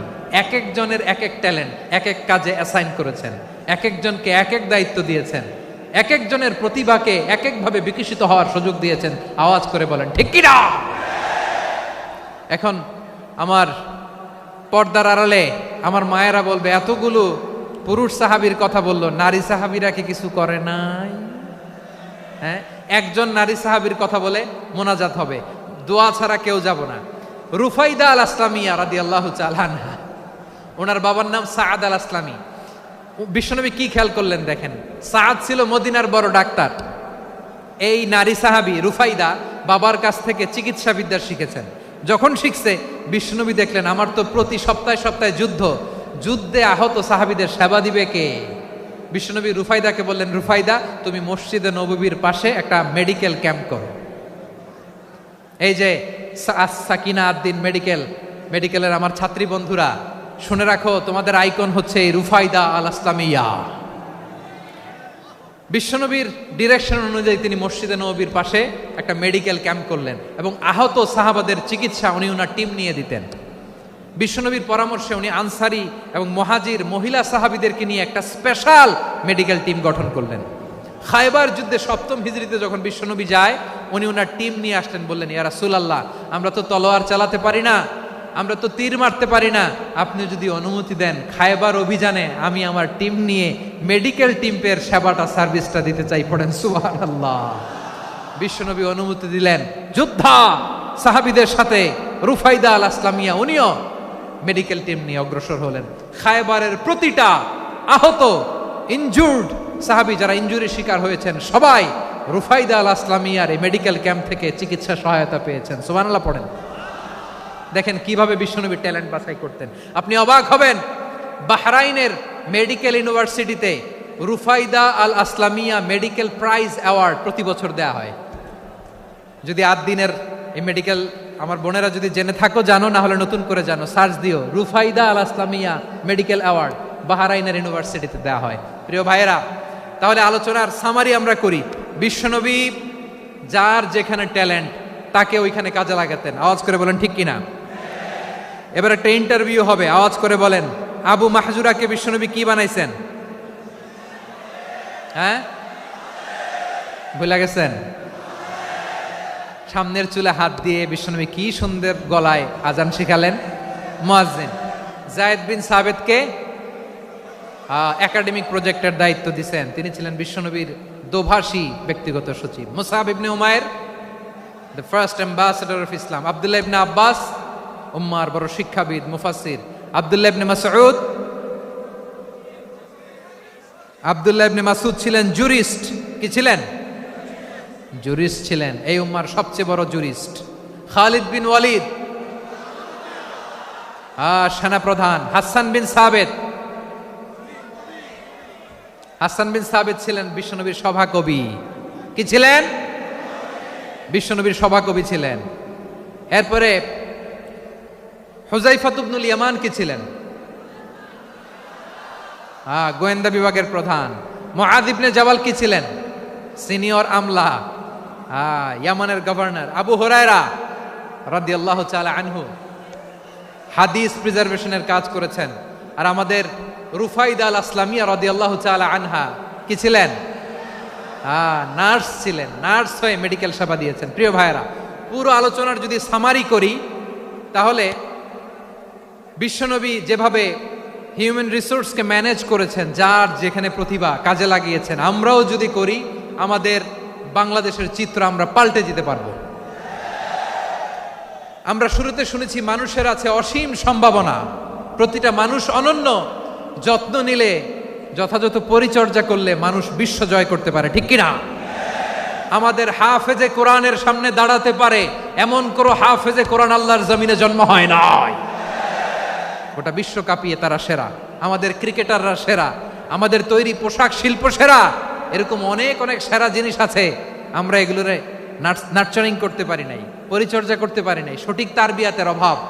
তাহলে মানুষের অসীম সম্ভাবনাকে কাজে লাগাতে হবে, ঠিক কিনা বলেন? ইউনুস গভর্নমেন্টকে আমি বলবো, অল্প সময়ের জন্য আপনারা এসেছেন, সংস্কারও করতে হবে, আবার নির্বাচনও করতে হবে।